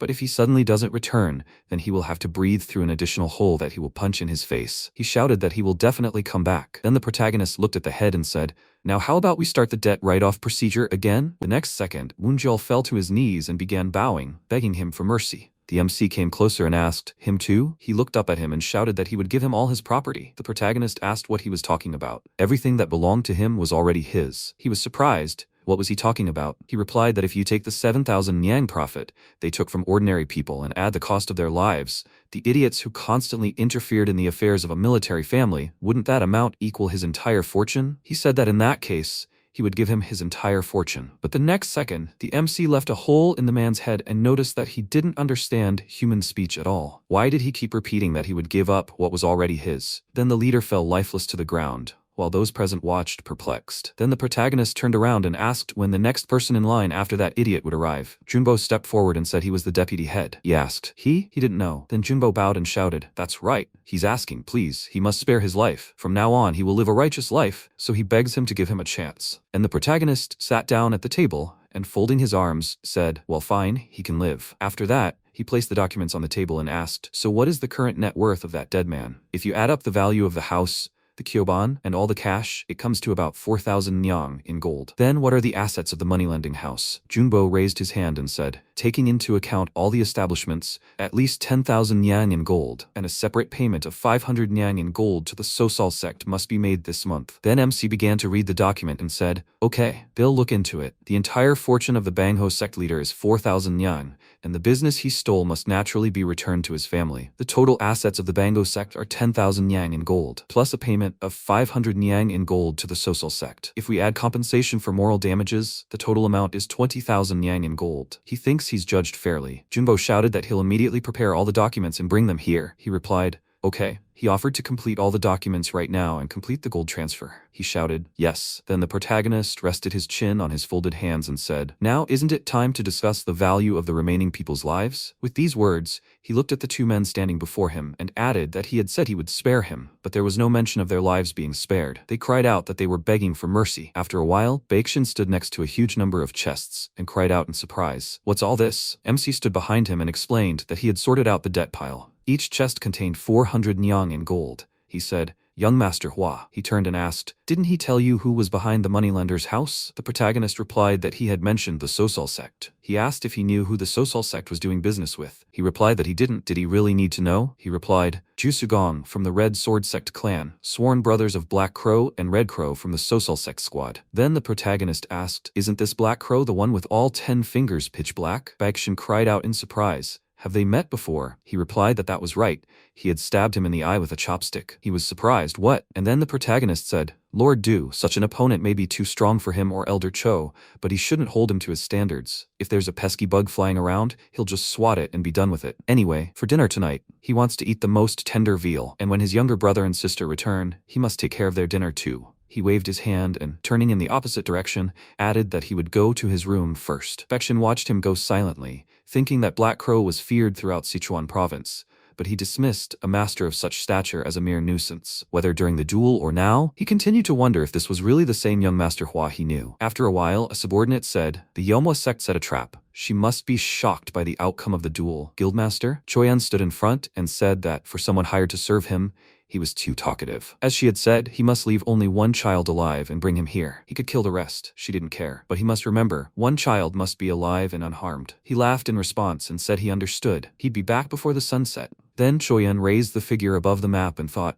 Huamujin. She would tear apart everything he held dear, right before his eyes. The Yomwa sect had once enjoyed its own era of glory. Countless martial artists, captivated by the personality and skill of the man dubbed the Fire Emperor, filled the training grounds. Even the noble Tong family of Sichuan held his talent and character in high esteem. In just one generation, the Yomwa sect had established itself as a military family no one could ignore. It was a time when even renowned masters dared not touch the warriors of the Yomwa sect, and when they appeared on the streets of Seochang, all the residents greeted them warmly. But after the Fire Emperor's death, during the process of transferring the position of head of the family to his successor, the entire world discovered the latter's incompetence. Thus, the Yomwa sect gradually declined, and even those who had sworn allegiance began to renounce it one by one. The image of the Fire Emperor who once commanded the world. To the sects of the righteous path, he was a great hero. To his enemies, a master capable of suppressing anyone. He truly was a hero for the ages. Baekshun wondered, why did the back of the retreating young master now remind him of the image of the Fire Emperor? The next moment, he heard someone calling out loudly for him. He turned around and, noticing his subordinates struggling to catch their breath, asked, "No, why are they here? Wait, why is it only they? Where are the young master and mistress?" One of them shouted that assassins sent by the Chongwa Guild had suddenly attacked them. Elder Cho and the warriors fought with all their might, but the assassins were overwhelming. Then Baekshun thought,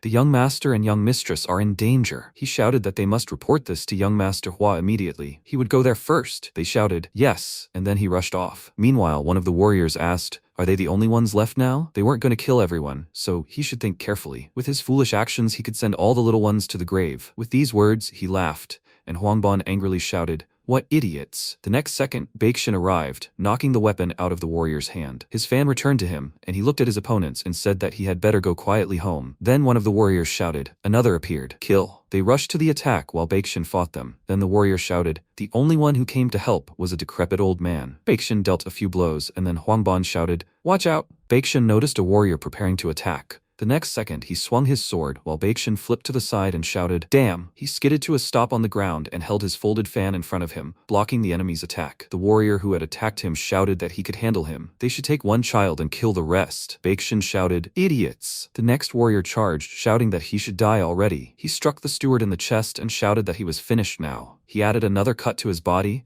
and Baekshun fell to the ground right in front of the children. One of the warriors asked, "Of these two brats, which one should be killed and which one should be saved?" Then Soyeon looked at her brother in fear, clenched her fist and said, "Brother." He stepped forward and covered her with his hand. One of the warriors swung his sword and shouted in surprise, "If that's what he wants, then he will kill him." The next second, everyone present heard a loud cry. "Everyone, freeze." The protagonist was running toward them. The warrior wondered, is that some crazy Mujin? The man asked, "Can they kill him, right?" His colleague said that if he starts interfering with their work, they will kill him too. Then the protagonist stopped next to one of the warriors. He was ready to strike and shouted that he saw that he wanted Mujin dead. In response, the protagonist delivered a powerful blow, shattering the enemy's weapon, and then struck again in front of him, splitting the attacker in two. He rushed forward, and the others were surprised. "What is this?" They screamed. "Everyone, we must kill him." The MC advanced, dealing with everyone in his path. Then he used the 9-sword solo, the fifth tactic, the assassin sword. He delivered several slashing attacks, spinning around. The remaining warriors looked at him in surprise, and then one of them charged, screaming loudly. He swung his weapon in front of him several times, but the protagonist easily dodged it, then decapitated his opponent. One of the warriors screamed in fear, "It's a monster!" But then MC threw his weapon forward,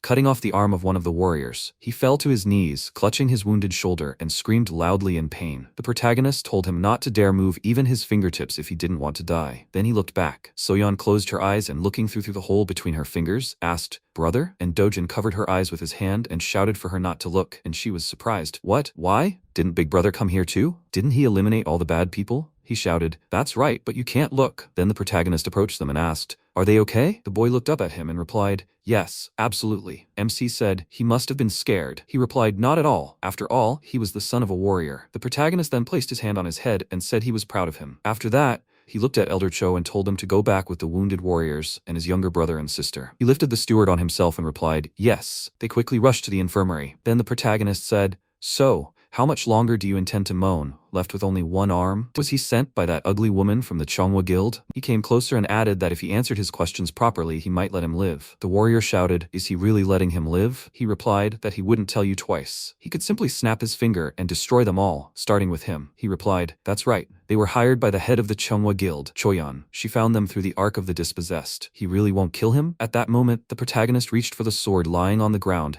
and said that if he didn't want to die, he should run as fast as he could to that idiot and tell her how Wamujin from the Yomwa sect had killed them all here and how he intended to kill them all in the future. After a while, the people gathered were surprised. "Hey, he should look there. That's blood. Who is he? He's even asking? This is a madman from the Yomwa family. Maybe he's completely lost his mind?" Well, his condition has clearly worsened. Those who saw him walking along the road covered in blood couldn't help but laugh at him, look at him with disdain. The conversations continued. By the way, did he hear that he single-handedly dealt with the Bangho sect? Did he really defeat those vile idiots? That's exactly it. He even crippled the second son of the Chonghua Merchant Guild. Mujin, once dubbed the Crazy Young Master, was now known as the Sleeping Dragon Seochang. People said it was amazing, even though he had once been a child visited by even Shaolin monks, calling him a miracle blessed by heaven. Could it be that that talent had blossomed again? After a while, the MC opened the door before him, stepped into the domain, and Maesuk, tears in his eyes, ran toward him, shouting, "Young master!" What a relief. He's walking on 2 legs, and he doesn't see any injuries on his body. The protagonist stopped him with a hand and said he was perfectly fine. More importantly, "Have everyone else been taken to the infirmary yet?" He replied, "Yes, not a single warrior escaped injury. The second young master and Miss Soyeon are resting in their rooms seeking peace of mind." He said, "Okay, he should prepare a bath for him immediately." He replied, "Yes, please wait a moment." After a while, the protagonist sank into the warm bath. He closed his eyes, remembering the faces of his brother and sister. He thought, rest to regain composure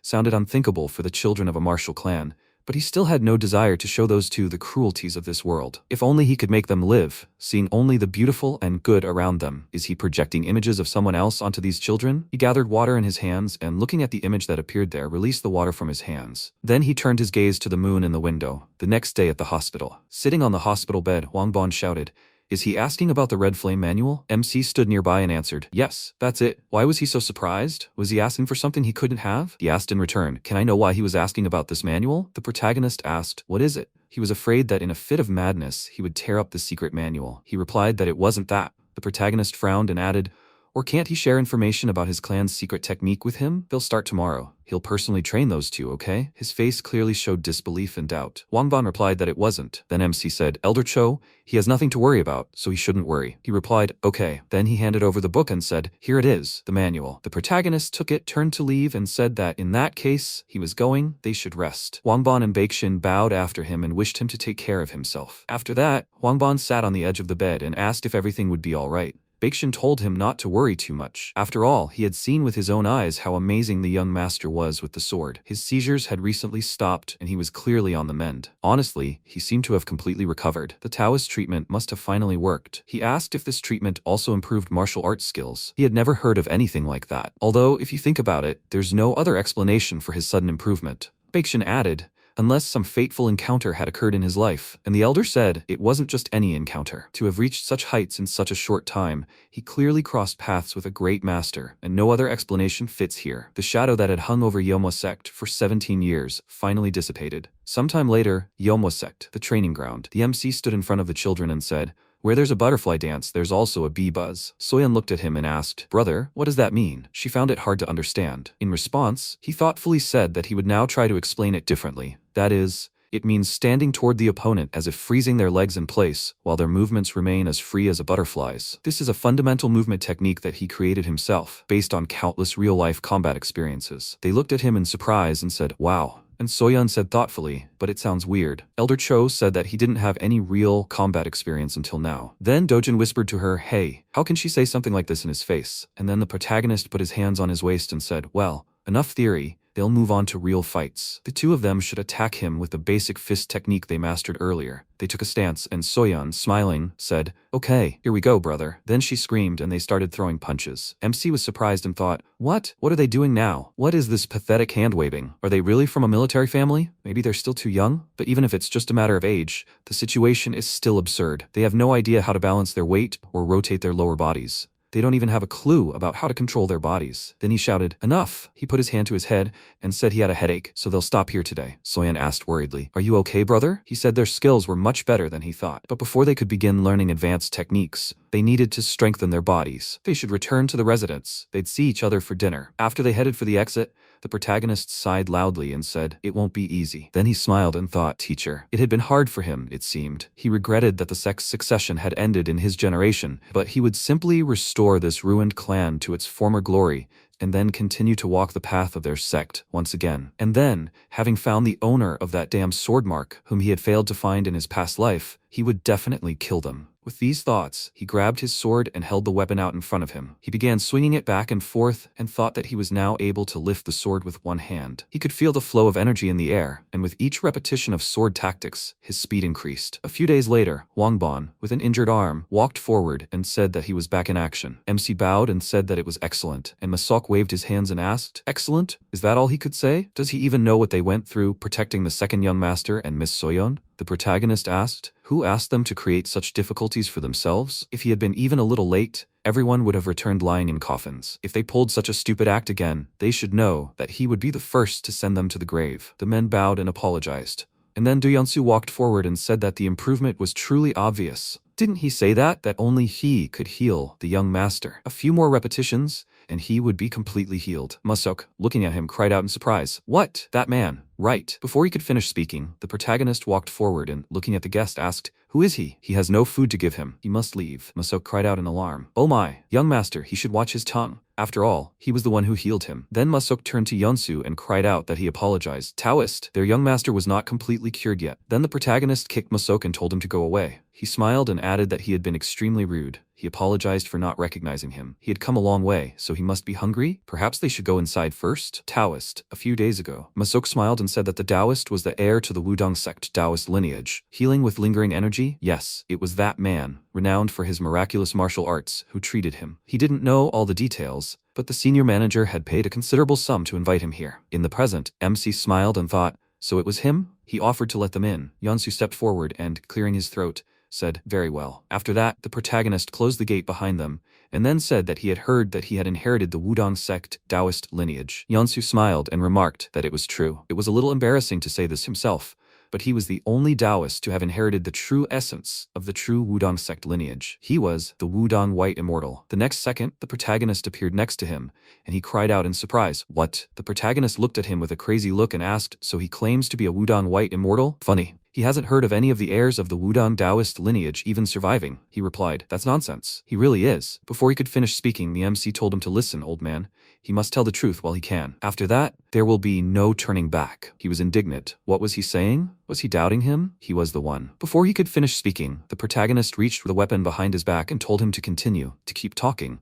He would try to truly believe him. Then he raised his sword up and added, "If he really is a Wudong Taoist, dodging this sword would be a piece of cake for him, right?" Yeonsu looked at the huge weapon in fear, and then jumped aside as the sword fell. He raised himself up on the ground and screamed, "What is he doing? They have to stop him." Masok shouted excitedly, "Young master, why is he doing this? The man in front of him really is." Before he could finish speaking, the protagonist ordered him to be quiet. He must bring him a bucket of water, quickly. He would show them something funny. He was surprised and asked, "Excuse me?" After a while, the protagonist poured water on Yeonsu, and he looked at him and indignantly shouted, "What madness is this? Does the fiery Hua clan repay kindness by humiliating its savior?" Before he could finish speaking, the protagonist grabbed him by the beard and then yanked it hard, tearing it from his face. Those present looked at him in surprise and asked, "Is it a fake beard?" And MC added, "And he glued it on so neatly too. Filthy charlatan." After a while, they went into the building, and the protagonist shouted indignantly, "The impudence, trying to deceive him of all people. He actually believed it." Then Masok looked at the protagonist and asked, "Young master,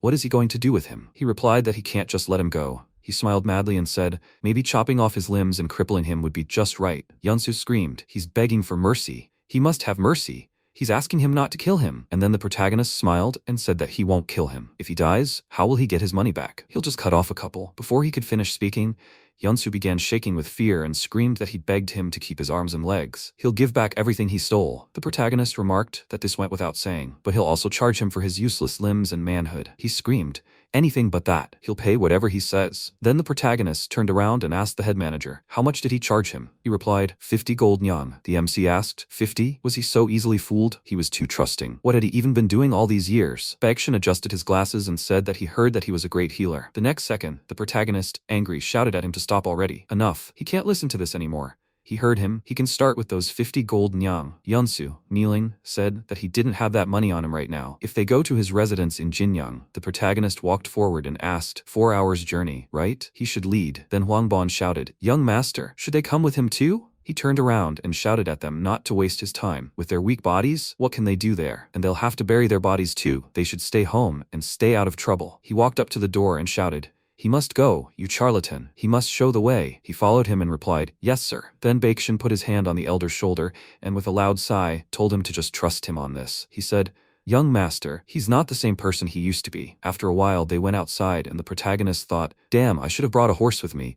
There aren't any animals in this damned place. Then Yeonsu turned around, looked at him and said, this is the carriage he arrived in. He should get in, please. The MC, looking at this, said, he must have stolen a lot. He assessed the carriage and added, it's a great 4-horse carriage. Impressive. After that, he went inside sighing loudly, noticing the seats. He added, it's also luxuriously decorated inside. Yeonsu said, cotton upholstery, leather trim. He travels all over the country on business, so comfort is a must. The protagonist remarked that he really has a strong work ethic for a con artist. If he's such a professional, why not do the honest stuff? He bowed and replied that he would definitely do so from now on. Then the protagonist sat down on the seat and, putting his hands behind his head, said that he would get some sleep. He should wake him up when they arrived. He replied that he understood. He should rest, sir. After that, the protagonist fell asleep, and Yeonsu got angry and thought that he should just wait. Idiot. After that, he told the coachman to go. After some time, the carriage stopped on a forest road. Yeonsu got out of the carriage and, looking at the man in the distance, said that they had arrived. He pointed at the carriage with his hand, adding that he was fast asleep inside the carriage. He must pull him out and set an example for everyone. Then Cholmuk gritted his teeth and thought, again? Why would anyone even try to interfere with a Taoist who seeks to guide the misguided masses? He climbed into the carriage and thought, this is the price he will pay for his foolish interference. He must not hold a grudge against them. With these thoughts, he swung his fist, concentrating his energy, and then struck, but looked ahead in surprise,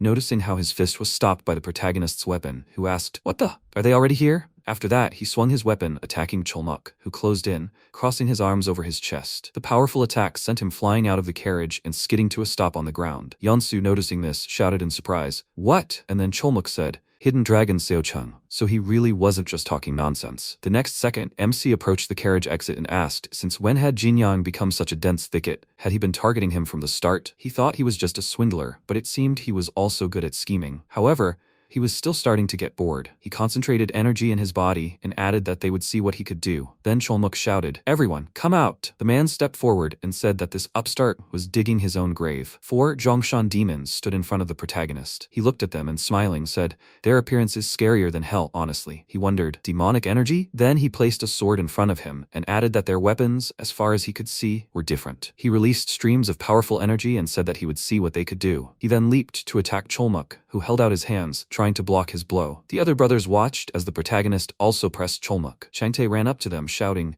that bastard. He was only aiming for one person. Nosak ran after him, shouting that they should go and help him. Meanwhile, Cholmuk, gritting his teeth, tried to block the protagonist's attacks. He shouted, idiot. He thought he was coming down like a mace. How heavy. Then the protagonist added another blow, but Cholmuk dodged to the side, then swung his fist, and the protagonist said that he was nothing special after all. With these words, he kicked the ground, and then kicked his opponent in the face. He then spun around, dodging Changtae as he made his way towards him, then spun sharply and added an elbow strike to his torso. The remaining 2 brothers also aimed at him, but MC dodged their attacks and also punched one of them in the torso. He then kicked off the ground and leaped at the next brother, smashing his opponent's sword with his weapon and kicking him in the stomach, sending him flying backwards. The protagonist, looking at their trembling bodies, thought they were definitely using demonic arts. How was this possible? Demonic arts in the very center of the Celestial Empire? He didn't want to kill young followers of the demonic path. What should he do? Then he heard a scream. He must wait. Cholmuk knelt down and said they had lost. He must spare them. And Yeonsu, watching what was happening, thought, damn, it's impossible that the 4 Zhongshan demons would be defeated so ingloriously. Then Cholmuk added,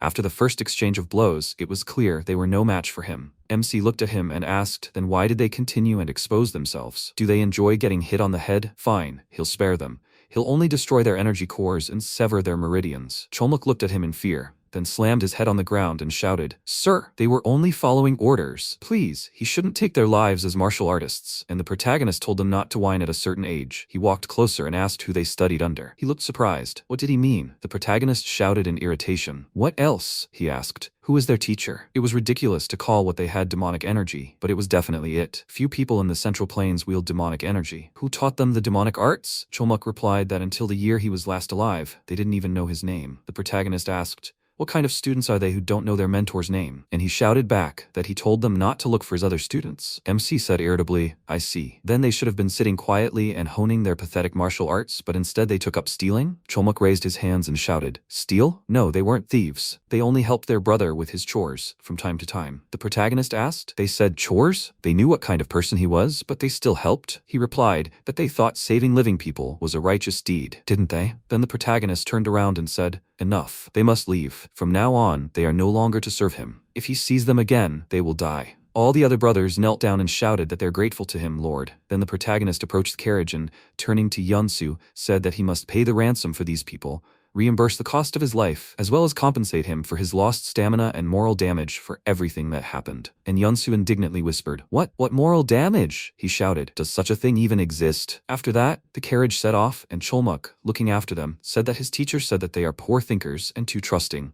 He said that they need to be very careful with those with whom they associate. If they ever meet a strong and noble man, they must follow him and serve him. Okay, their thoughts are in sync. Meanwhile, the protagonist sat inside the carriage, folding his arms across his chest and asking why he stopped again. He irritably opened the carriage doors and was surprised to see his brothers kneeling in front of him. They shouted, "Boss!" Cholmuk sat in front and shouted that they pledged allegiance. They will serve the Fiery Hua clan until death. Please, will he accept them? MC looked at him and said, "It looks like they've lost their minds after such a scolding. Why are they calling him boss?" He shouted that they're not even 30. "Please, he must take care of them, boss." The protagonist shouted in surprise, "What? Impossible. They're saying they're not even 30? He thought, unbelievable. After that, they set off on their journey, and inside the carriage, along with the protagonist, sat the others. MC looked at them, arms folded, and said he couldn't believe it. Did everyone here have mental problems from energy deviation? Nozak said that had never happened to them before. What exactly surprised him so? He replied, "It doesn't matter." Then he sighed and added that he couldn't understand how followers of the demonic arts could become warriors for impoverished orthodox clans. Was that even logical? The 21-year-old eldest brother said that his teacher had always told him that the path of the demonic arts is a way of life, the essence of a person, not some faction or affiliation. 18-year-old fourth brother agreed with him. There was nothing wrong with that, but realistically, what respectable family of a righteous school would accept practitioners of the demonic arts? The 20-year-old second brother shouted, "Who would dare say such a thing? They'd break their heads for him." The 19-year-old third brother shouted that they would tear him apart. The protagonist closed his eyes and thought, they were so naive, eager to fight. They reminded him of someone he had become very attached to. Then he sighed and said that if they wanted to serve under another house, they must be willing to put their lives on the line for any of his orders, whether they liked it or not. Their personal freedom meant nothing. They must obey like dogs for the sake of the clan's honor. Understood? They said yes. They will serve with all their hearts, boss. Then he waved his hand, and putting his hand to his head, said, "Oh my god, okay, they can do as they please. They are warriors of the Hua Fire clan now." In response, they shouted that they were grateful. "Boss." He told them to stop calling him boss and just call him young master. They shouted that they understood, young master. After some time, the carriage arrived at the right place. The protagonist went outside and said, "It's really luxurious here. Is this his home?" Yunsu walked forward and answered, "Yes, he should go inside." He replied, "Okay, then they'll go. Hey, he's there. He should open the gate." Then a subordinate approached Yunsu and asked, "Master, what's going on here?" He held out his hand and told him not to ask and to cook in the outbuilding quickly. The protagonist walked forward and told him to forget it. What are they even doing here? They need to check his treasury first. He replied, "Yes, this way." The brothers followed them, and the subordinates watched in fear. The protagonist, walking forward, looked around and thought, so this is how luxurious he lived on the money he cheated people out of. Then B. Sojin walked forward and asked, "What's wrong, brother? Trouble?" Yunsu ran up to him and shouted, "Brother, nothing. He should go back inside." He replied that he knew there was nothing to hide from him. So what should he say? These people. Before he could finish speaking, the protagonist folded his arms and said, he told him to leave. So why is he still sticking his nose where it doesn't belong, huh? Judging by his clothes, he must be one of that swindler's guests. Guests shouldn't interfere in family affairs. But Sojin passed him by and said that he, the young man, had a very bad temper. Cholmuk asked, "Young master, will he allow him to deal with him?" And Yunsu pointed his hand at him and shouted,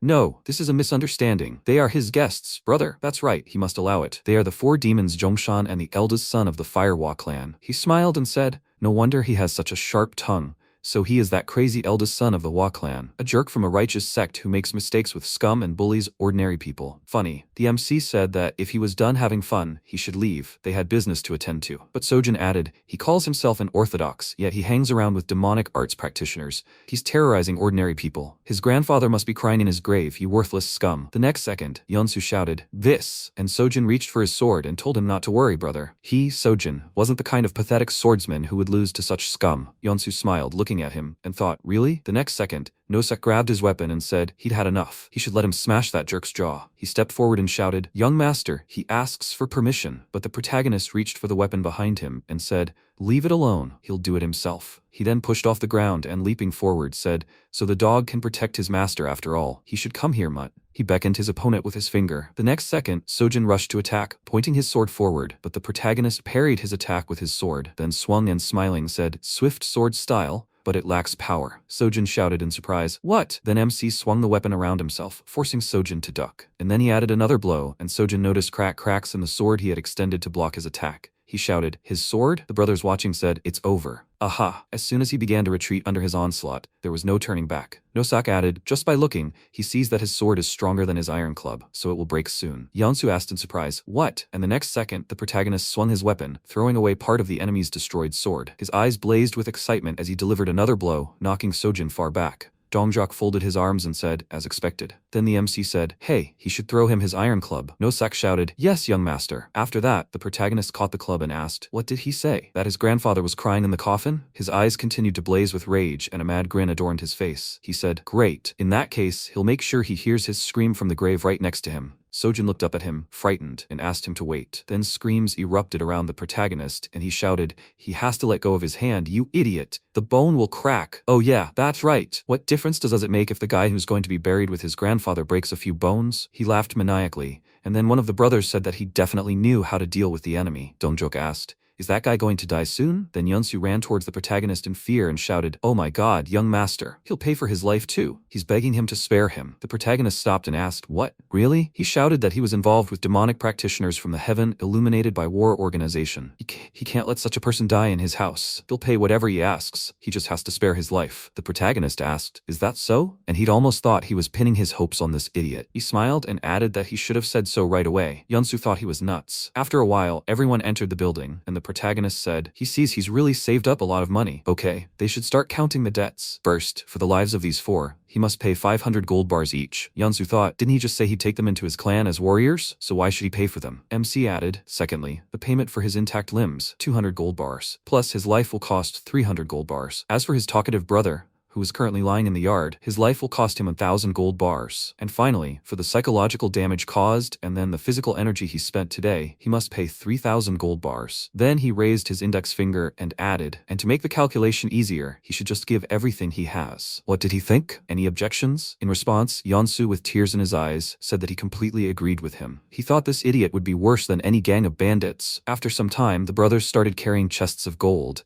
and the protagonist told them to take everything out. They replied, yes, there is. Then the protagonist looked at the screen standing to the side in surprise. He frowned, looking at it, and thought, what kind of screen is this? It gave off a strange energy. Then he thoughtfully said, maybe he was just imagining things. At that moment, Yeonsu approached him and asked if he liked the screen. He replied, no, not really. Yeonsu said as expected, he has sharp eyes. This screen is the work of the creator Jang Seo-sun. He was just bothered by the fact that his room was too empty. He should take it for himself. MC looked at him and smiling asked, can he really take it? Well, he won't refuse. He thought, damn cheapskate. After some time, the carriage was filled with jewelry and things. The protagonist pointed at it with his hand and, looking at Yeonsu, asked, he won't need this carriage anymore, right? Since he won't be traveling around the country anymore, so he'll take it.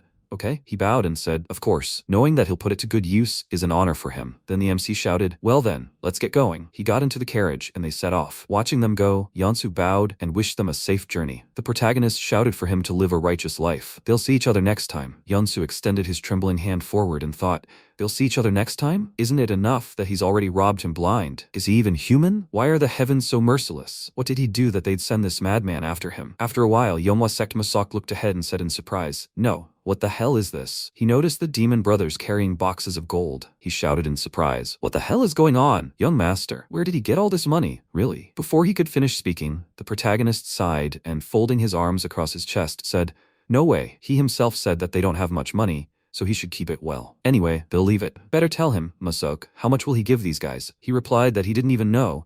They had strong bodies and they looked unusual, but no matter how you look at it, they were probably well over 40. And the MC smiled and said that he would say something about it. He thought they would be happy. Then he asked, but where is Manager Du and Elder Cho? He came home and they were nowhere to be seen. He replied that he completely forgot. Some very important guests had arrived, so they were entertaining them in the reception hall. They told him to bring him there when he returned. The protagonist frowned and asked in surprise, what? More guests had shown up? Had more charlatans shown up again? He shouted that it was not so. This time, guests must not be beaten. He must go quickly. The protagonist was indignant, wondering what those old men had done this time. After a while, one of the people present announced that the young master had arrived. Huangban looked at him happily, and Baekshun said, he is here, young master. He then looked at those present and added, young master, he will introduce their guests. These were the 3 heads of the merchant groups who had generously supported their clan during their difficult times. Then the head of the Graceful Winds Merchant Guild, Poon Kwano, bowed and said that he had heard that the sleeping dragon had awakened. Now he could see with his own eyes that the rumors were true. Next, he introduced himself. Then the head of the Warriors Domain Trading Company, Don Guanyo, smiled and introduced himself, saying that he saw his healthy face. After enduring so many hardships, he was free of all worries. Next, the head of the Golden Land Estate, Wang Yichen,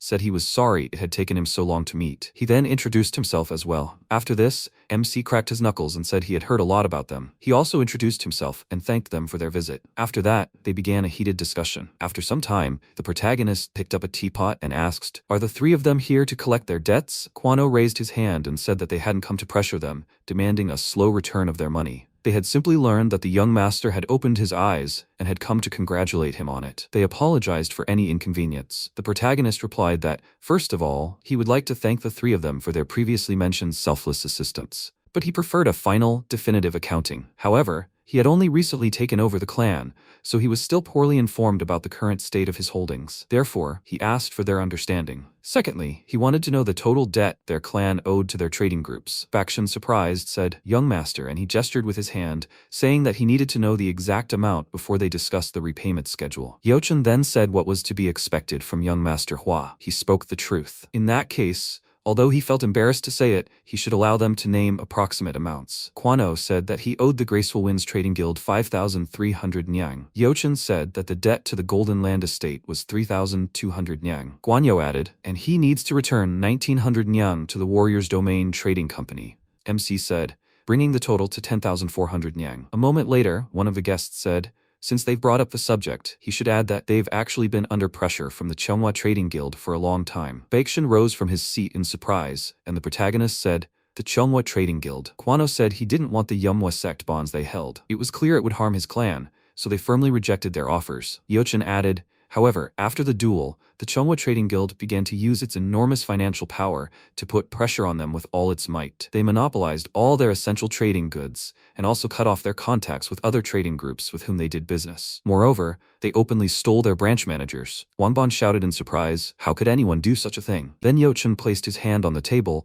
and said he was ashamed to admit it, but they could no longer bear this kind of pressure. Before they gave up their rights to collect the debt, they felt they should warn him of this. After this, the MC bowed and said they were deeply grateful for their generosity. Thinking about what they had gone through, his heart ached. All those people who had joined the clan during its heyday were gone, leaving only Elder Cho and Manager Do, and the 3 of them continued to protect the clan. Then he rose from his seat and leaning his hand on the table added, so, although he's not very good at science, he knows one thing for sure. All debts associated with the emergence of goodwill must be repaid. The entire amount his clan owes will be paid immediately. Then one of the guests shouted in surprise, is that possible? The protagonist added that, as interest on their assistance so far, he would help them escape the clutches of the Cheonghua Merchant Guild. The guests looked at him in surprise, and then Kwano sighed and said, young Master Mujin, does that mean he's willing to do everything he can for them? He replied that it was true. Baekshun then shouted in surprise, young master, what is he saying now? He knows who's behind those idiots. It's the Gundun sect, one of the most powerful sects in Jianghu. The protagonist looked at him and scratching his ear asked, so those pompous idiots supported them? He shouted in surprise, young master. Then Yochen raised his hand and said,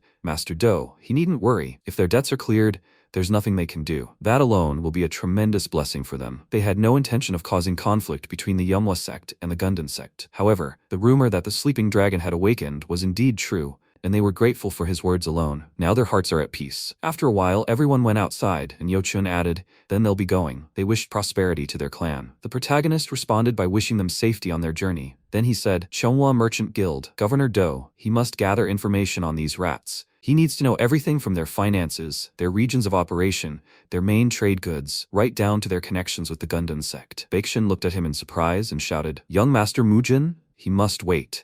Is he seriously going to do what he said earlier? The protagonist looked at him and asked, did he really think he was joking? How many times must I repeat this? Kindness must be properly repaid, and the debt for the insults must be fully repaid. Hadn't he heard what those idiots did to them? If they let this slide, the next time they'd be the ones to grab them by the lapels. They should risk everything and take another look at this situation. If repaying their debt was all they got for supporting their clan for decades, then they wouldn't help them anymore in the future. So shouldn't they at least repay them in full for their help? Even if his words sounded like the absurd bravado of a madman. After that, he thought they'd see who would win. Cholmuk approached them next, calling the protagonist over and saying that all the tasks he'd given them had been completed. He looked at him and said, well, good work. Now they should gather here. They should introduce themselves. These two are the elder and the manager of their clan. Baeksin was surprised. Young sir, who are these? Before he could finish speaking, MC said he would introduce them. New warriors had joined their clan today, men renowned throughout Zhongshan. Before them were the famed brothers of the Middle Mountains, or the four demons of Zhongshan. Cholmuk then flexed his fist and shouted, please, they must take care of them. The protagonist then smiled and, raising his index finger, added,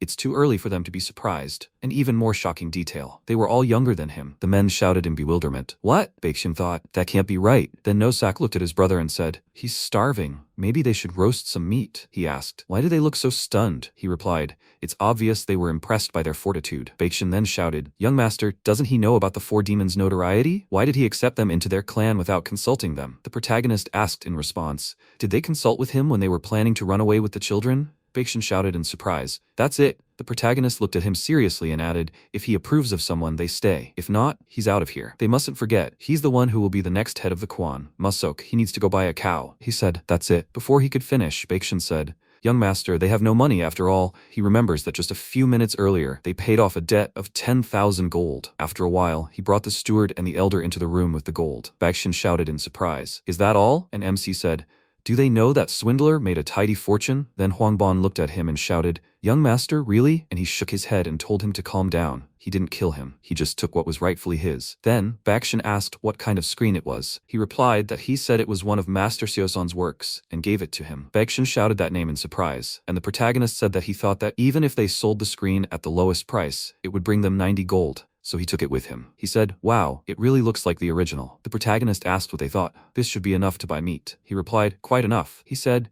then stop chatting here. They should go quickly and get the meat. After that, the door to the room closed, and the screen was covered in energy. It was the morning of the next day. Everyone had gathered at the training grounds, and the MC said that he thought they were all curious about why he had gathered everyone so early. After everything that had happened recently, he realized they all needed specialized training. The foundation of swordsmanship is a strong body. No matter how well they mastered the art of fencing, it's useless if their bodies are weak. Therefore, starting today, they will begin a course of specialized physical training under his personal supervision. He hopes that everyone will keep up with him and no one will lag behind. At their feet lies a 144-kilogram sack of rice. It will be a reliable assistant, which will aid them in their further training. He will also clarify that this rice is not for eating. If he catches anyone eating it, they will die. Do they understand? After all, he knows that there will always be someone who wants to fill their belly. After this, Dojin looked at his sister and noticed that their sacks looked significantly smaller, as if they weighed at most 15 kilograms. Then the warrior asked, so what will they do? The protagonist smiled and ordered him to lift the sack onto his shoulders. He shouted in surprise, what? The guy standing next to him laughed slightly and said, young Master Mujin, it would take at least 2 men to lift a bag like that. The protagonist told him to shut his mouth and pick up the bag, unless he wanted him to slice him with his sword. Although his sword wasn't sharp enough to make a clean cut,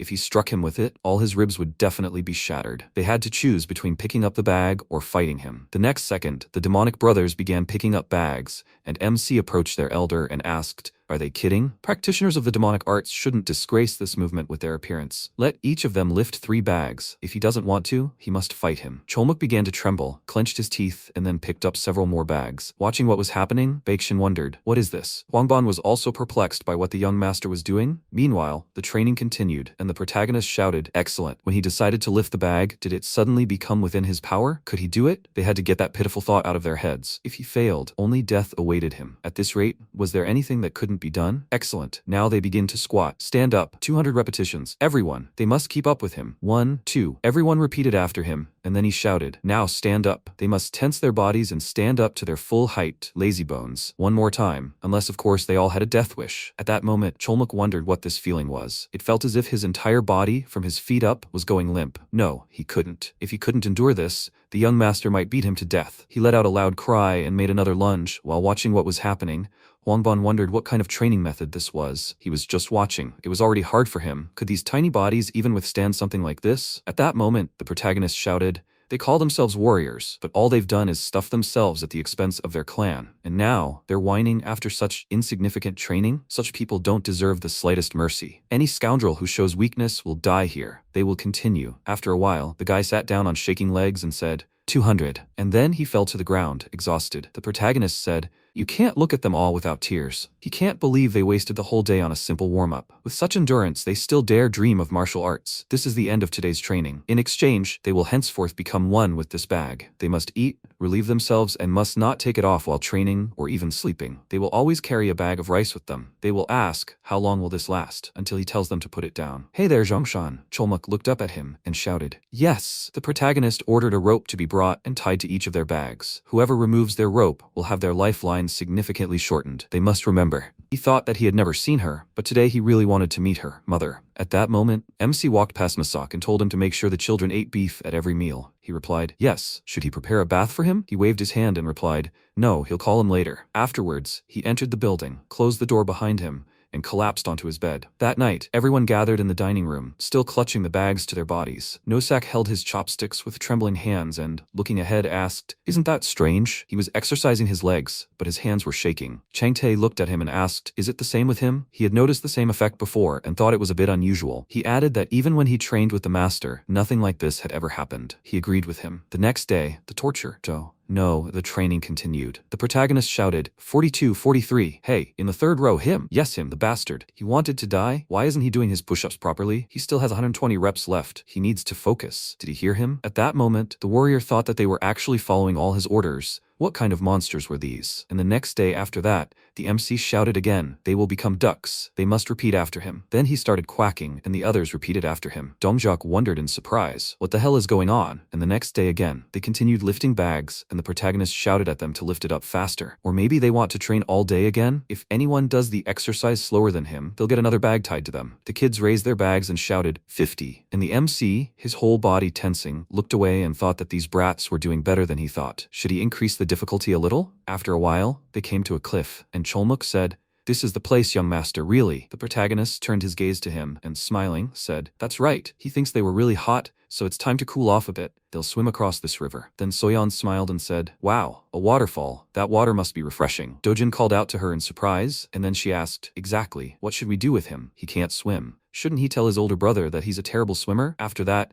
Wangbon shouted, young master, there's no way to swim across these raging waters. The current is too strong. Baeksin added, this place is notorious for the river taking lives. Even without weights, trying to swim here is extremely dangerous. MC looked at them and said, geez, these old men are worrying too much. They shouldn't worry. He checked everything personally. Baeksin asked when he trained like this, and he said, hey, they all need to listen to him. They must choose, swim across the river or fight him one-on-one in a duel. They must choose wisely. After that, he abruptly jumped down and said that he would go and take the plunge first. After that, Nosak looked at his elder brother and asked, what should they do? He gritted his teeth and replied, the chances of surviving crossing the river are higher than in a duel with the young master elder brother, so he will jump into the depths of the water too. He jumped down, followed by his brother, who said he'd do the same in that case. The others followed suit, screaming, damn it, they all have to jump down. It's a matter of life and death. Meanwhile, the boy began to tremble with fear, walked to the edge and said, damn it. Everyone started swimming. Dongjok stood behind him and said, if he can't do it, then he should step aside. Then Soyeon ran to the cliff, smiled, and waved her hand. She yelled at him not to worry. His older brother would hardly beat him to death, and she would jump too. Her brother anxiously yelled at her to wait. He clenched his fists and thought, I could never tell him that. He was also a warrior of the Yomwa sect. After that, he resolutely ran forward and, jumping down,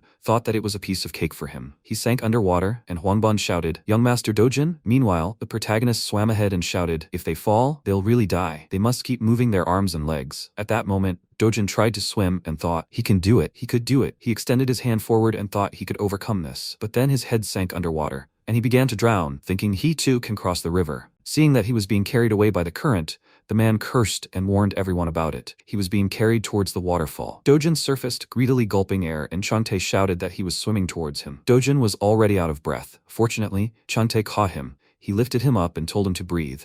When he gave the signal, let him take a deep breath and hold on tightly to his hand. It was too late to turn back, so they went ahead. He told him to get ready. He was a little confused and, at his direction, took a deep breath, and then they fell down the waterfall together. Seeing this, the men on the cliff looked worriedly into the thick of the water. Fortunately, everything was fine. The boy crawled to the shore and Changtai said that he did well. Dojin thanked him for saving him and he told him that it was his duty. MC approached them and asked the boy, "Is he okay? Is he hurt anywhere?" He replied that he was perfectly fine. Luckily, the warrior had come to his aid. Changtai was surprised, not understanding when he had managed to catch up with them, and Mujin told the boy not to overexert himself. Doing everything together was of course good. But if something happened to him, all of this would become meaningless. He looked at him confidently and said that they couldn't remain children forever. He would stay with everyone until the very end. Only then could he become a true warrior of the Yomwa sect. Changtai praised him for such magnificent words, and the two at the top breathed a sigh of relief. After that, they continued. This time they had to climb up a steep cliff. MC shouted at them that if they fell, they would not be able to pick up their bones, and that they should climb back up with all their strength. The warrior began to curse him in his thoughts. He shouldn't have followed him. Because of this, he became distracted. His foot slipped from the ledge, and he fell off the cliff. As he fell, he screamed in fear, stretched out his arms to grab onto anything, and caught the rope holding Dongjok's bag. He felt the extra weight and turned around indignantly, and the boy tearfully asked him for help. He clenched his teeth and cursed, then told him not to dare pass out, to grab the rock in front of him. After that, they began running under the scorching sun. Mujin said that if anyone fell behind, they would have to pick them up and continue running. A child they passed looked at the exhausted boy and asked his mother, "Are these people sentenced to death?" She answered him that they were warriors of the Yomwa sect, which makes the whole picture even stranger. The siblings were also quite tired. Suddenly, Soyeon collapsed to the ground and her brother called out to her worriedly. After that, Elder Cho ran up to her and asked if she was okay. She looked exhausted and asked him to carry her on his back for a little while.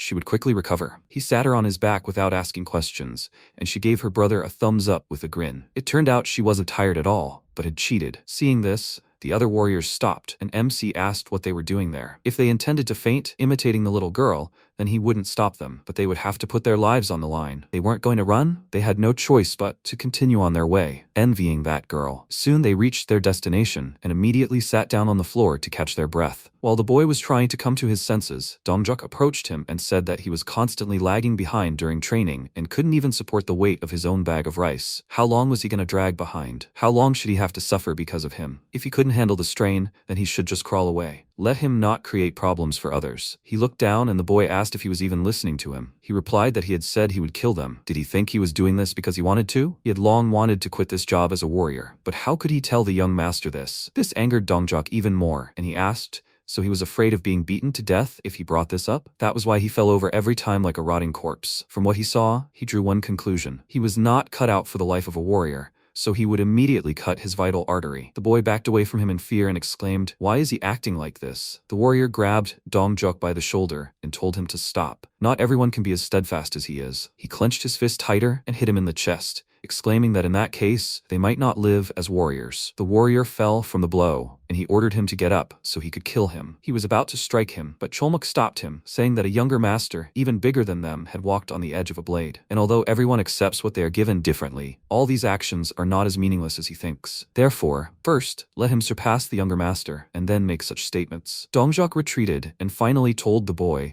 that if a situation arose again in which he found himself at a disadvantage because of him, he should know that he would die by his hand before by the younger masters. Soon the moon rose in the sky. Dongjok left the building, cursing the restroom for being so far away, and he heard something cutting through the air and wondered who was there at this time of day. He hid behind the bushes near the training ground and saw Mujin practicing sword swings and lunges. What he did surprised him greatly. MC moved dexterously and quickly, and he thought that he wasn't just moving fast. His every movement was filled with incredible power and was distinguished by special mobility. And yet, their age difference was so insignificant. How did he already manage to master such honed swordsmanship? Is this what they call talent in martial arts? Mujin stopped, caught his breath, and turned his gaze to the bushes, asking who was there. Let him come out before he cracked his skull. Dongjok awkwardly emerged from hiding and asked what he was doing there, hiding behind the bush. He told him that he was just going to the restroom and stopped there. He hadn't been peeping at them on purpose. MC said it was okay. He was bored anyway, so he showed up at just the right time. Tell him to put the bag of rice aside and pick up that sword over there. He immediately excitedly threw the weight off his back and picked up the weapon, looking at it uncertainly. MC told him to attack, and he took off, and their blades collided with a loud clang. Dongjok put effort into each strike, while Mujin moved easily. Dongjok was confused and thought that he knew his attacks wouldn't work, but still, what the hell was going on? Had he ever wielded a sword that fast before? MC parried his next strike and chuckled, saying that now he might be of some use. But isn't he looking ahead too much? He jumped behind him and delivered a blow that made him lose his balance and fall. But then he quickly rose up on his hands and increased the distance between them. He caught his breath and said that it was expected. And Mujin noted with a smile that before, one blow from him would have already knocked him out. Finally, his endurance was becoming more or less bearable. Dongjok focused on the sensation in his back and thought that although the blow was strong, it was not enough to knock him out. The MC decided to end it there. He said goodbye to him, telling him to rest well, and he bowed, wishing him the same in return. After that, he looked at his sword in surprise and wondered, is this really working? The next day, they had abdominal training. Mujin told everyone to lift a bag of rice between their legs and hold it while hanging from a bar. They started the exercise, which was difficult for Dongjok, as the bag kept trying to fall, but he caught it immediately and squeezed it tighter between his legs. The warriors remarked that they were truly magnificent. They continued doing the exercise, clutching the bag of rice between their legs. They looked more inspired than before. After this run, they went out into the city and ran through the streets. And at one point the guy lost all his strength, noticing how everything was blurring before his eyes. He thought that he couldn't faint here. Dongjok noticed his suffering and, holding his bag, told him to hold on.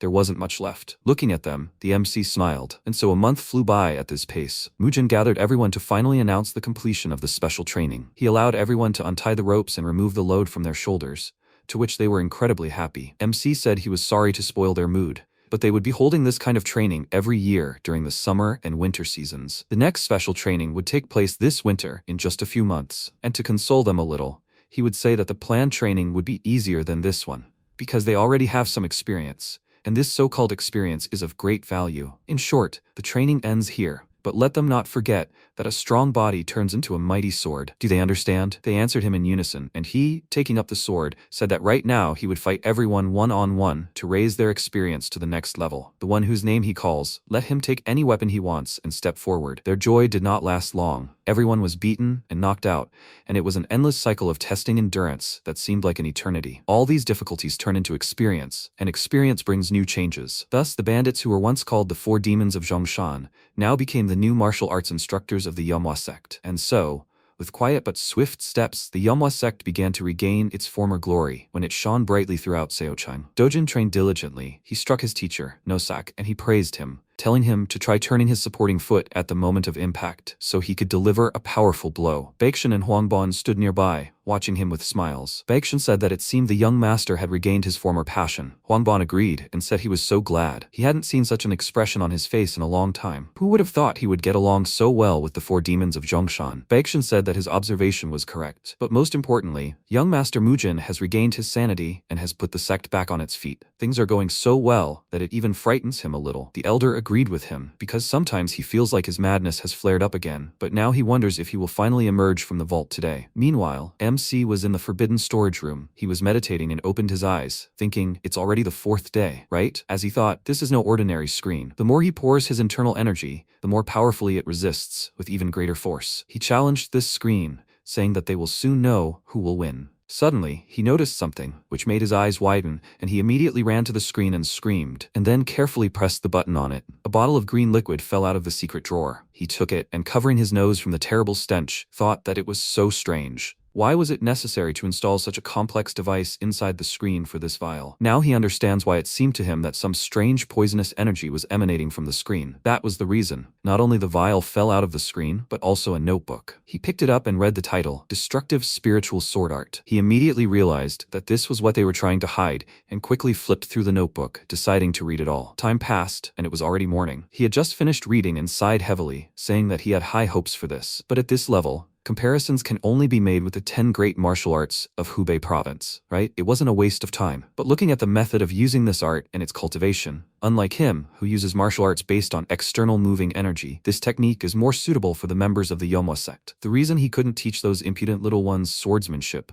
lay in the existing differences between their basic cultivation methods. The foundation of the 9 sword solo is external moving energy, while the foundation of the Manhwa sect is martial arts based on internal yang energy. These two energies are inherently contradictory, so mixing them recklessly can cause an energetic imbalance. That's why Nine Swords Solo should only be taught to absolute beginners who don't belong to any sect. So he thinks it could be called luck that the energy core of this body was destroyed. And since this vessel was in a perfect state of nothingness, he was able to master the external energy of movement without any problem. And so he decided that from now on, this would become the martial art of the Manhwa sect. After that, he went to the elders and told them that he had accidentally found this manual and thought it was a pretty good martial art. Upon seeing this notebook, they were both very surprised, and Huangban exclaimed, "Is this really the original text of the art of the destructive spiritual sword, which was lost more than 10 years ago? This is a truly advanced swordsmanship art. Was it really hidden in that screen?" Mujin told him that he was sure the former owner of the screen had no idea what was hidden inside. The elder excitedly asked,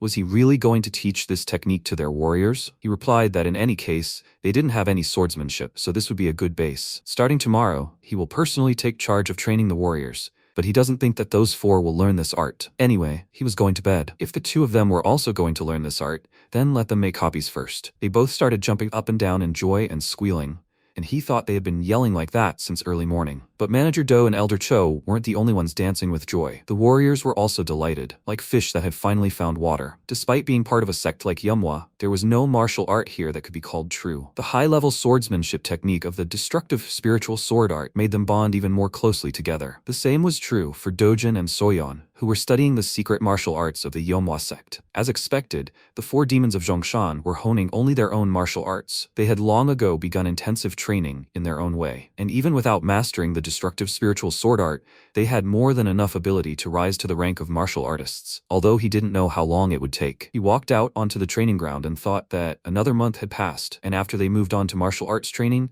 they had never looked happier. Especially those two children. It makes sense, because they feel their growth day by day. And from the perspective of martial artists, their talent defies description. They are quite cute. But why was there no one at the training grounds? Masok approached him and greeted him, and he asked where everyone had gone. He asked in surprise, didn't he know? Today was the one-on-one fighting tournament called Little Dragon Ascension. He didn't understand what he was talking about, and deciding that his memory was failing him again, he explained that it was the largest event in Seochang, held once every 5 years. If you win, you gain the right to participate in the Orthodox Jianghu Forces Warriors tournament. Had he really not heard of that? He immediately jumped onto the rooftops, and ran to the tournament venue, exclaiming that if something like this was happening, they should have told him first. These old people always try to enjoy all the good shows alone. Meanwhile, the siblings, along with Elder Cho and Manager Do, were standing in line. He told them that their turn had come and that they should have written their names on the list of disciples. They were overjoyed, and the Baek clan's chief administrator, Jang Seun, approached them and asked if these were the children of the Manhwa sect. Since they didn't show their faces at the martial arts tournaments in Seochang, he didn't expect to see them here. He accompanied Baek Sion. Huangban greeted him and said that it had been a long time since their last meeting. Their sect's business was poor, so they couldn't pay attention to such events. He said with a grin that the news about the Manhwa sect's situation was as old as time. However, it seemed like their life had gotten a little better recently. He couldn't believe they were even able to pay the entry fee for the Little Dragon Ascension tournament. After spending so much, did they have enough money left to buy anything edible for dinner? They also paid the membership fees for 10 years that were overdue, right? Are they trying to outdo themselves by dragging their young masters here when they themselves are on the verge of starvation? They both glared at him. While the MC climbed onto the roof of the tallest building, he looked around and realized he should have asked Masok where this tournament was being held before leaving. He continued searching, while a man and woman in green clothes were walking down the street. Everyone fell in love with her at the sight of her. There was no other way. Her name is Haya. She lifted her hat and looked around, asking, "Is this Seochan?" It was quite crowded. Mujin pushed her and told her not to chat in the middle of the road and to move to the side of the road, then looked around and asked irritably, "Where is this tournament being held? He can't find the right place." The woman was indignant at his behavior, and he turned to her, asking if she knows the location of the Little Dragon Ascension tournament. She ignored the question and glared at him menacingly, which made him confused, and then her grandfather, Sumoon, approached him and said that they also just arrived here and got lost looking for this place. If he finds the location of the tournament first, could he please show it to them? He frowned, and after a short pause asked why on earth he should do that. Doesn't he have legs of his own? Let them look for it themselves. He ran forward down the street, pushing everyone in his way, and Haya asked in confusion what's wrong with him. She had never seen such a rude person before. He chuckled and said that it was not just about appearance. His behavior and actions were an exact copy of him. It seemed that his madness had completely passed. She looked at her grandfather in surprise and asked if this was really who she thought it was. He smiled and said that it was Hua Jutai's grandson from the Yomwa sect, Hua Mujin. It was good that he came here in person. A powerful storm was about to sweep through Seochang. Meanwhile, the situation between the two clans had become tense, causing the townspeople to worry that they would start a fight. Wang Ban clenched his fists, restraining his anger, and said that young Master Mujin had recently recovered, and the situation of their sect was improving. The overdue membership fees would be paid soon. He should not worry about that. Siyun asked, were they going to pay the bills? But when? In 10 years? In any case, he was pleased to hear it. The fact that the children are participating in the tournament means they have inherited the secret arts, right? He guesses they no longer follow their ancestors' rule of only passing on the secret arts to the eldest son. He just said that young Master Mujin has recovered from his madness, but it seems they are in too much of a hurry to return everything to normal. He laughed loudly and mockingly said that he looks forward to seeing this incredible red flame martial art again. The elder became impatient and placed his hand on the hilt of his sword, and he asked what he was going to do. Did he want to draw his sword? He replied that they were in front of the children, so he asked him to refrain from further conversation, because his patience also had its limits. Siyun reached for his sword and said that it seemed that even in such a dire situation, he still had some pride. Then let him draw his sword. The atmosphere around them became heavy. The townspeople became nervous, but Mujin arrived just in time, approached them and told them to stop. Tonight, the children will take part in one-on-one duels. This is not a place where adults have the right to interfere. Today's main characters are the hope of Seochang. In other words, the children. The man smirked and asked, isn't this the famous crazy young master? He has heard of him. What brings him here? He ignored him and approached the children, asking why they didn't tell him a word about this event. They should have warned him about something like this. Dojin was confused, and Soyan said that they were going to win and surprise him. He patted her on the head and said that they, the brats, are simply incredible. He turned to the man and said that the martial arts clan should be proud of their mastery in martial arts. If they constantly boast about their wealth, people will call them third-rate. A martial artist should trust his sword. But why would anyone put gold above all else? He was indignant, and Sumoon, who had just approached them, laughed and remarked that he definitely knew how to speak his mind. He found it so refreshing. He turned to Siyun and suggested that he put his sword away, since today was a special day. He asked if he was from the Yomwa sect. He should mind his own business and go where he was going. Haya indignantly called him insolent, and he returned to Mujin and said that for a military clan, poverty is not something to be proud of. It seemed he came here to cheer for his juniors, but first he should buy them new clothes. Or maybe they just spent all their money on the entry fee. Wang Ban was about to tear him apart, but Sumoon intervened and asked, what's so important about clothes? Just because he's dressed richly doesn't mean he's become a martial artist. Siyun was angry that this old man kept interfering and turned away from them, saying there was no point in talking to those who didn't understand what they were trying to convey. Let them demonstrate their unrivaled skills during the fight. MC gave him a cold look, and Sumoon told him not to let something like that upset him. Wherever he goes, there will always be such individuals. He sighed heavily and said he was right, after which the old man glanced at Elder Cho with a smile, wondering why he seemed familiar. Or maybe he was just imagining things. A man ran up to them and asked if they were from the Yomwa sect. They confirmed it, and he told them to follow him. They had prepared their positions. He led them to a huge platform where the other participants had already gathered. The men set the table for them, and the siblings were delighted at the sight of such sumptuous dishes. Mujin smiled and told them not to overeat, since it was unknown when the duel would begin. The participants from the Baek clan went to their places in the tent for important guests, and Siyun gave Mujin an arrogant look, and he nervously clenched his teeth and thought that one day he should give that idiot a good beating. First, he would gouge out one of his eyes. His cruel thoughts were interrupted by Sumoon, who approached him and said that it seemed like there was no one there. Could he sit next to him? He wondered why this old man was hanging around them. He allowed him to sit, but it all seemed strange to him, and with a mental transmission he told everyone to put their food back, not to touch any tea or alcohol. They should not even think about eating until he began to eat. They obeyed him, and Haya, like a diligent granddaughter, filled Sumoon's cup. He asked Mujin why he wasn't drinking. Let him wet his throat too. He told him that he had just eaten, so he shouldn't pay attention to him. Finally, it all began. The tournament organizer came to the center and thanked everyone from the bottom of his heart for participating in the Rise of the Little Dragon tournament, which is held once every 5 years. He is Sok Ildo, the head of the Sok clan from Seochang. They have prepared simple snacks for them, so let them eat their fill and enjoy today's match. And then he noticed a person who made him nervous. He ran to Sumoon and asked what brought him to this event. He caught his breath and introduced himself, and Sumoon asked, so, did he recognize him? He asked in response, how could he not recognize the respected emperor of poisons Tang Sumoon? Upon hearing his name, the elders were greatly surprised, and he said that long ago he had the honor of seeing the Venerable One from afar. Hearing that the Poison Emperor was present, everyone ran to their table. In the Central Plains, only 4 people held the title of Emperor: the Sword Emperor of the Mudan sect, the Fist Emperor of the Shaolin Monastery, the Whip Emperor of the Four Martial Heavens, and the Poison Emperor of the Tang clan. And then, one of the strongest martial artists in the Central Plains appeared at a small children's tournament held in Seochang. This couldn't help but cause a general commotion. Siyun stared at him in surprise and thought, "Is this old man the Poison Emperor? No, more importantly, why did he come here? He's in big trouble." Not knowing who he was, he acted extremely insolently. MC, meanwhile, poured himself a drink and thought that his name seemed familiar, and he remembered him. It was that kid. When the 10-year war with the Orthodox forces began, 4 of the 5 great clans, with the exception of the Namgung clan, refrained from participating in the fight against the divine demon. Their explanation was that there was no compelling reason to enter the war. But another reason was that the heads of these houses and their warriors were defeated by the divine demon. And on the day of that battle, a youth was also present on the battlefield. It was Tang Sumun of the Tang clan, the very same Poison Emperor that he is now. Meeting him brings back memories of that time. Ildo offered to escort him to the tent for important guests, but he declined, saying there was no need. He was much more interested in sitting here than there. The man was confused, not understanding what he meant, then looked around at everyone at the table and noticed with surprise that the young master from the Manhwa sect was also there. He apologized for not recognizing him. Would they all like to move to another table together? MC replied that his face wasn't a sign, so it wasn't surprising he didn't recognize him. These seats were perfectly fine with him, so he shouldn't worry about them. By the way, when will the matches start? The days are hot now, so he would like them to move faster. Sumun smiled and thought that the more he looked at him, the more he seemed to resemble him, his trusted friend and rival, who supported him in a moment of despair long ago, the Fire Emperor Wajute. Now he looked like his spitting image. Ildo laughed and noted that it was indeed very hot today. The tournament would start soon, so they would have to wait a bit. By the way, is he planning to participate himself? He didn't understand what he meant,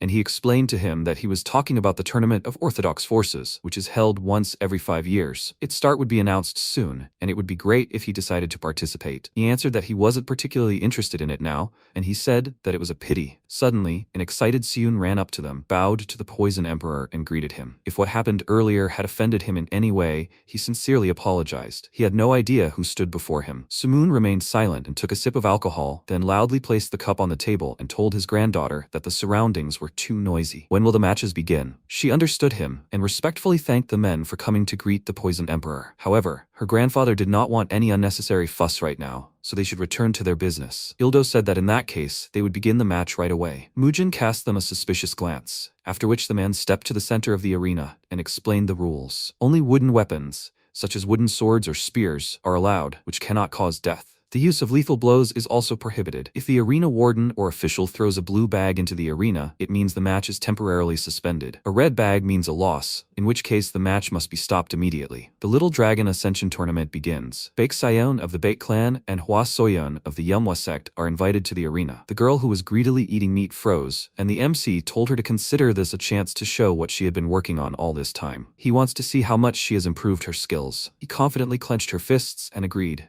then headed to the arena, while Sayon thought, so his opponent is this girl from the Manhwa sect. If she were to go against him in her very first match, luck had clearly turned against her. He will start by breaking both of her arms. He walked into the arena and looked at her proudly, and she flexed her fists and said that initially she was going to quickly win and go eat meat, but now she could not do that. He will be the first victim on Soyeon's valiant path of ascension. He protested, saying that he actually wanted to say that, and she told him to shut up. How long was he going to keep up this nonsense? He said irritably that she had started it. She better prepare herself. He wouldn't just break her arms. After listening to them, Mujin thought of Elder Cho and asked if they had always been on bad terms with those idiots. They never stopped trying to pick fights with them. He replied that when the Fire Emperor was still alive, it wasn't a big problem, but after the previous sect leader held the ceremony of transferring his powers to the heir, several vassals left the sect and sought refuge with the Baek clan. Manager Zhang is one of these defectors. The more their sect declined, the more hostile they became. MC said that of course, those traitors are real idiots. But still, why are they acting like this? He replied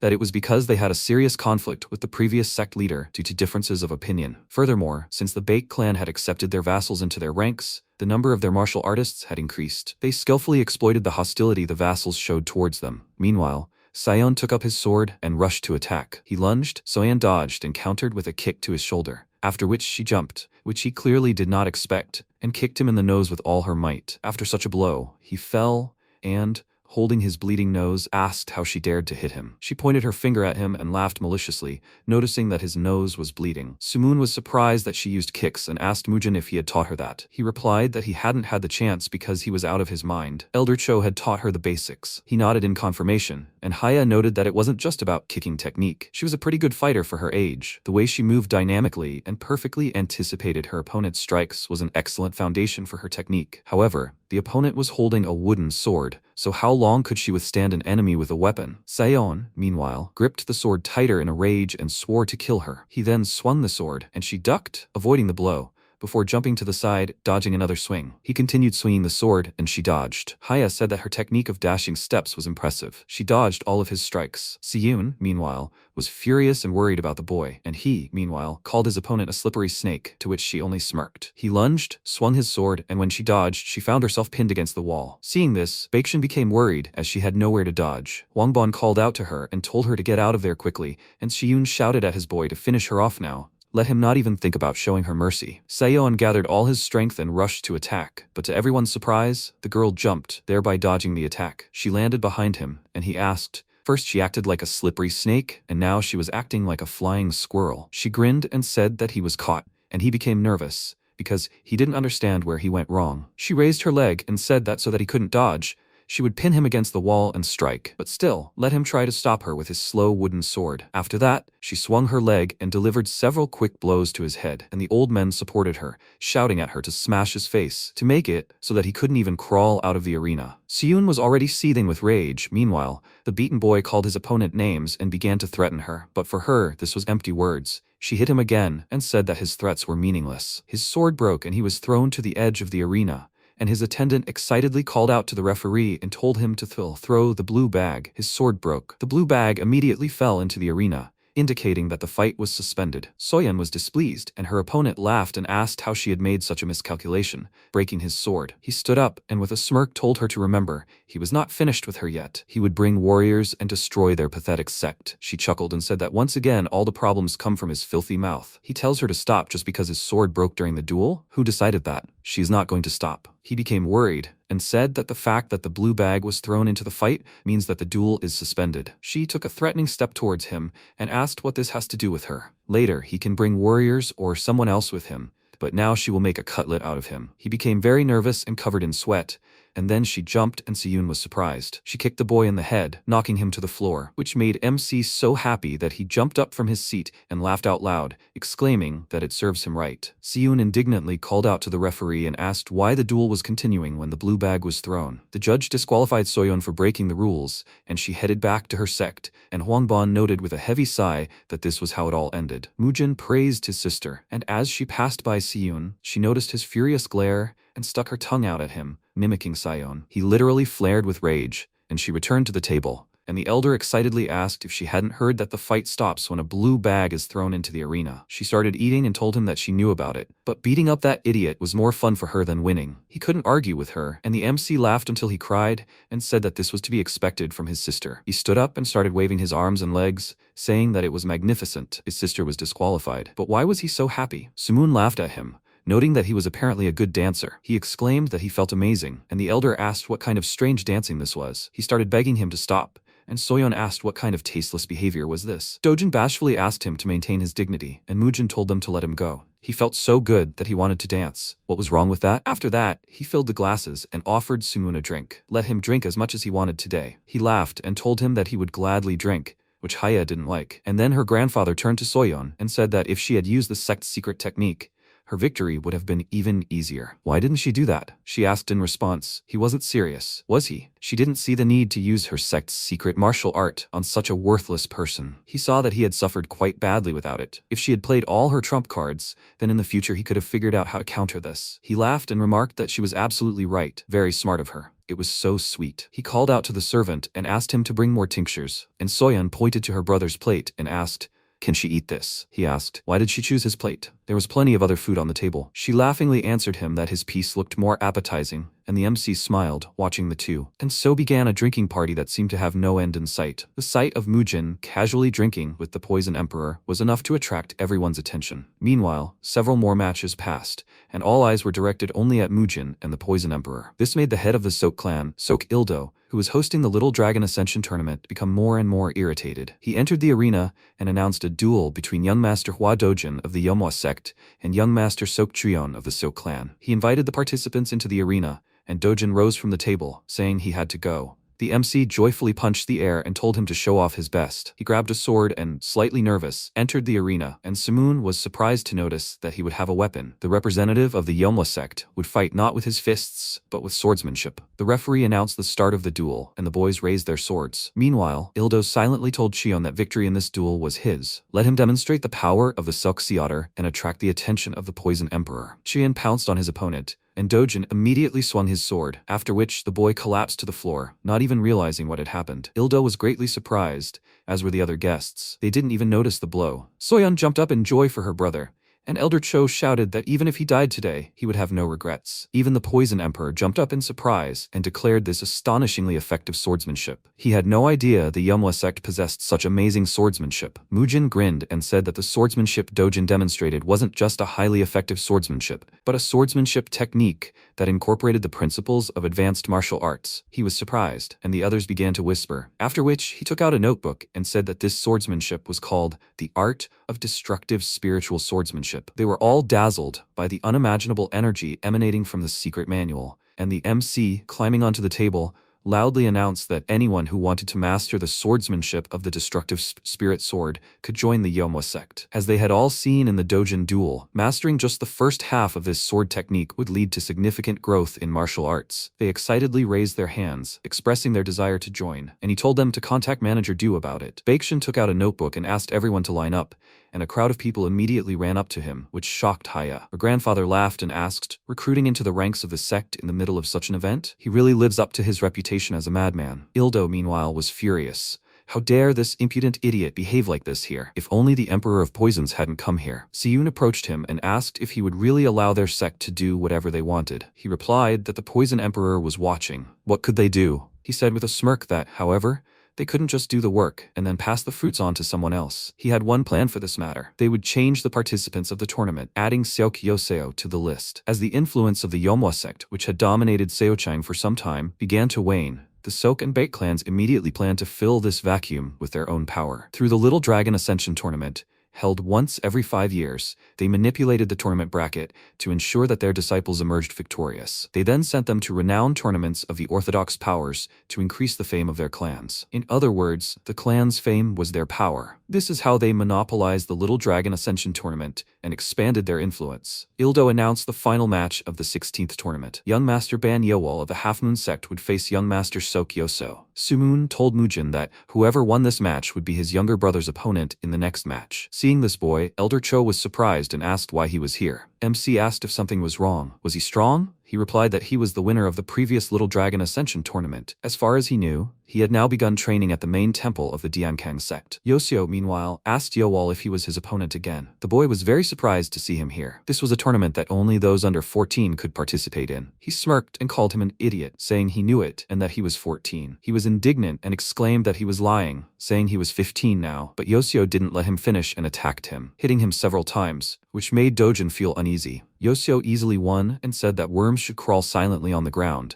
saying that he hadn't celebrated his birthday yet this year. Huangban was indignant and was about to go and sort this out, but Mujin told him to leave it at that, saying that he was the perfect opponent. His younger brother was nervous about the upcoming fight. Evening came, and the referee announced the start of the next match, asking everyone to pay special attention. This was the most heated confrontation. Young Master Hua Dojin would be competing against the strongest contender for victory in this tournament, Sok Yoseo from the Diankang sect. Sumoon remarked that it looked like they were witnessing the final duel prematurely. Siyun, meanwhile, smirked, while Ildo sat with a gloomy expression. The elders began to cheer for Dojin as hard as they could, while MC focused on the fight. Yosho told his opponent that he heard he had used a decent fencing technique. Because of him, his younger brother, who should have taken second place in this tournament, had withdrawn from the competition. He frowned and asked, "Do you want to avenge him?" He laughed and said that was ridiculous nonsense. He didn't care about such things. He was simply making it so that bugs like him couldn't pick up a sword again. He swung his weapon, used the 12 shining sword strikes technique, and immediately pounced on him. Dojin saw several sword paths at once and began swinging his weapon, parrying each blow, which was difficult. His opponent laughed and said that if he continued to simply block his attacks, his skull would be crushed in the blink of an eye. Dojin grew nervous and blocked another blow, while Sumoon admiringly declared that this was the Dienkang sect's signature fast swordsmanship. Something like this could be quite difficult to handle. Mujin remained silent and continued to watch his brother closely, while Ildo smirked and silently told Yoso that this was right. Let him show those idiots just how vast the skill gap was between them. Meanwhile, Yoso struck again and laughed at his opponent, saying that watching him swing his sword would bring tears to his eyes. Dojin gritted his teeth and ducked sharply, dodging the blow. He then adjusted his grip on the sword and struck downward, but Yoso dodged and immediately countered, saying he'd been waiting for him to do so. Dojin tried to block the blow, but the wooden sword struck him square in the fingers. Then Yoso used the same technique again, and Dojin nearly fell, but he managed to regain his balance and block the next blow. Several more attacks rained down on him, and this time, he couldn't take it anymore and fell. And Yoshio approached him with his sword raised, saying that although it was too early, it was time to end this duel. Just as he was about to strike, a blue bag flew at his sword, and he stopped. He looked in the direction from which it was thrown and saw an enraged Mujin, who was drilling him with a murderous glare. He smirked and asked, "What kind of idiotic stunt is this?" He left the arena, saying goodbye to Dojin, and he tried to move his fingers, but it was very painful. They even turned black. The MC told him to let him examine his hands first, after which Dojin left the arena, and he said that this idiot deliberately aimed for the knuckles. It will hurt, but he should be patient. The old men and Soyun were very worried about Dojin.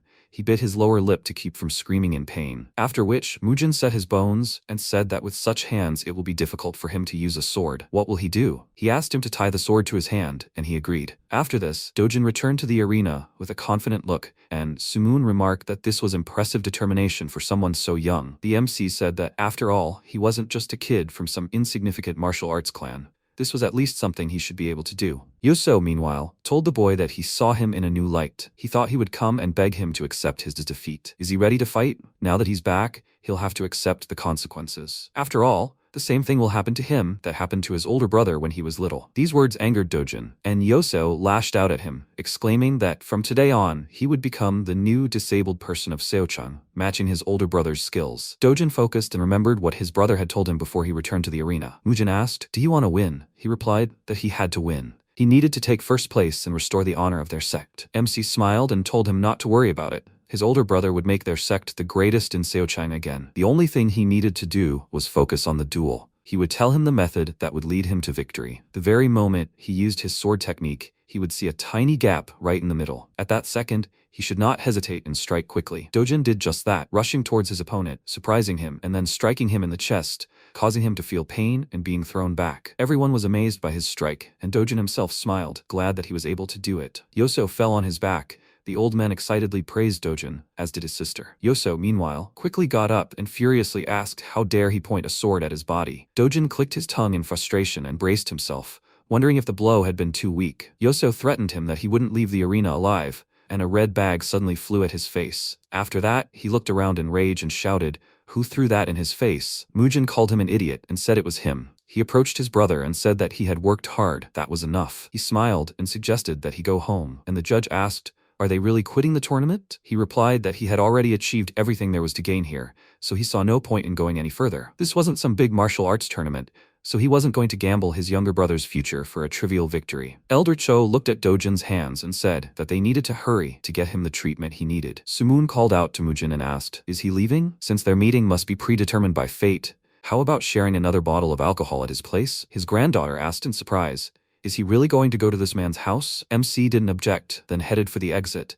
and the guests began to whisper, "Did he really refuse to participate? And the Emperor of Poisons leaves with him." Yoso, meanwhile, clicked his tongue in displeasure, saying that he had ruined all his fun, and Ildo was very angry. Meanwhile, 3 men were walking down the street and passersby recognized them. Hong Johan from the Sosul sect said that today he would wring the neck of this sleeping dragon, and Black Crow said that he entrusted it to him. He was dangerous. Johan turned to the 3rd man and told him not to worry about it because even the brothers from the Red Sword sect came with them. There was definitely no one in Seochan who could stop them. Is he right? Chu Seochan laughed and said he was stating the obvious. The second the Red Sword sect took over, they could forget all their worries and doubts. Johan laughed, saying it was encouraging. They reached the Yeomwa sect gate and Johan chuckled, asking how it could even be called a gate. It was rotten to the core and would soon fall apart. He decided to tear down this old building himself and kicked it down, startling Masak and indignantly asking, What are they doing? Why are they breaking down someone else's gate? He mockingly apologized to him. It was so rotten that he thought this residence had no owner. But more importantly, he, a mere servant, dared to raise his voice at him. This made Masok nervous. Meanwhile, 4 demons were walking down the street. Cholmuk patted his rounded belly and said that for a satisfying meal, there definitely had to be meat on the table. Dongjok said that they already ate meat every day, and he laughed, explaining that he meant that they would never get tired of meat even if they ate it every day. Chungtae said that the girl from the tavern was very cute. She seemed to match their second brother's ideal type. He had been staring at her all the time, hadn't he? He sheepishly denied everything, and they approached the sect. Cholmuk looked at the gate with confusion and asked why the entrance was in such a state. He knew this would happen one day because the wood was too rotten, and when he saw what was happening inside,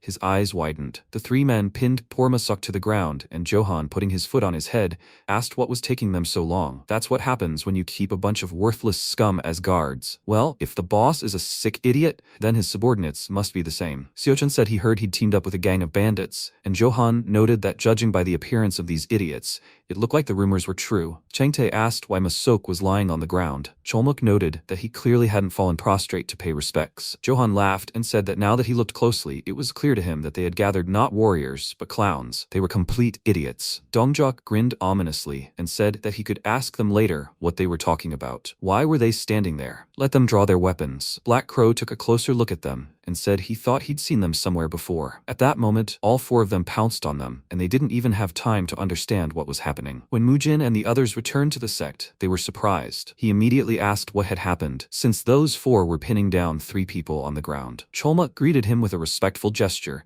and told him that they had simply stepped away for a quick bite to eat, and those bandits had pinned Masok to the ground and started causing a disturbance. So they dealt with them right away. Masok, in tears, rushed into the young master's arms, saying he had been so scared, but he didn't let him get close. Noticing Black Crow, he asked if he was here too. He had spared his life on the condition that he bring him money, but in the end, he had called his buddies with swords and caused a disturbance. He immediately fell to his knees begging for mercy, and he said that he didn't even want to listen to him, and ordered the warriors to raise those idiots. They let them go, and MC asked, "Who are they? Have they come to avenge that one-eyed man?" Seochan introduced himself, saying that he is known as Death in One Step. He was surprised to notice that he even had a nickname. He must have managed to accumulate quite a lot of property. Sumoon asked, "Is he part of the alliance of the unorthodox forces of the 4 martial heavens?" Seochan was very scared when he saw his aura, and he asked, "A member of the Red Sword himself set foot on Seochang's lands, and even attacked a family that is on the side of the Orthodox Alliance? Should this be taken as a declaration of war?" His aura flared, instilling fear in the others. Elder Cho found it difficult to contain it.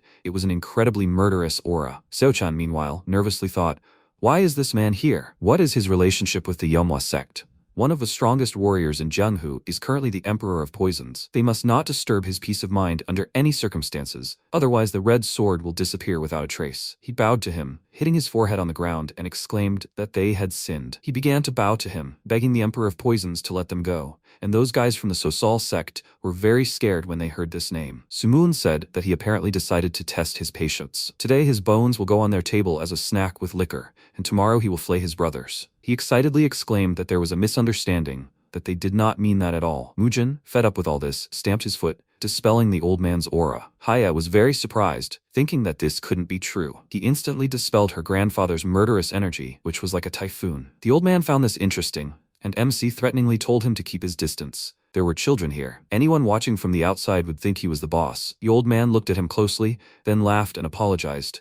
He was just having fun intimidating these guys. Mujin asked Elder Cho to take the children and Masok to a healer. Afterwards, they quickly left, and Soyeon, displeased, said she wanted to watch a little longer. After making sure the children were gone, MC returned to the boys and picked up a sharp stick, saying that not only had they mocked someone else's servant, but they had also destroyed these precious oak gates. He stuck a stick into his shoulder and asked if he even knew what kind of gate it was. He started picking at his wound, tormenting him, and said that it was a 100-year-old oak gate that had been struck by lightning, but it continued to stand, filled with the energy of the Big Dipper and imbued with the spirit of his grandfather. This was not something that could be easily obtained anywhere. He screamed in pain and asked him to stop. He was not the one who knocked down this gate. He smirked and said that in any case, since he had aided in this matter, let him bring him 10,000 yang as compensation for his complicity. He exclaimed that this was nonsense, and the warriors thought, how dare he speak to him so insolently? Mujin asked if he should continue to screw this splinter into his flesh. He screamed in pain and promised him that he would do anything, Let him just pull it out. He pulled out a stick and said that he could have done this from the very beginning, then turned to Johan and asked, "Does this mean it was his doing?" He got scared and immediately asked him for forgiveness. He had committed a sin worthy of death, and MC said that then he must bring 20,000 yang. He bowed to him, promising to do so, and then it was Black Crow's turn. He immediately fell at his feet and began to beg for forgiveness, promising him that such a thing would not happen again. Mujin executed him on the spot without further ado. His head rolled towards Johan, causing him to quietly and frightenedly cry out, and MC said, but there would be no second time. He told Johan that all of this idiot's property now belonged to him. Let him sell all his belongings and bring the proceeds here. He has time until tomorrow, and now let him go. He answered him that he understood everything. And Haya looked closely at Mujin and thought about something. Within days, the sect's residence was rapidly transforming, becoming completely unrecognizable. The old front gate with peeling paint was replaced with thick new oak gates. The walls, roof, and even the cracked stone floor began to be replaced with new materials. And that's far from all. Martial artists wishing to pass the test to join the sect continued to arrive in an endless stream. Earning a salary while training in advanced martial arts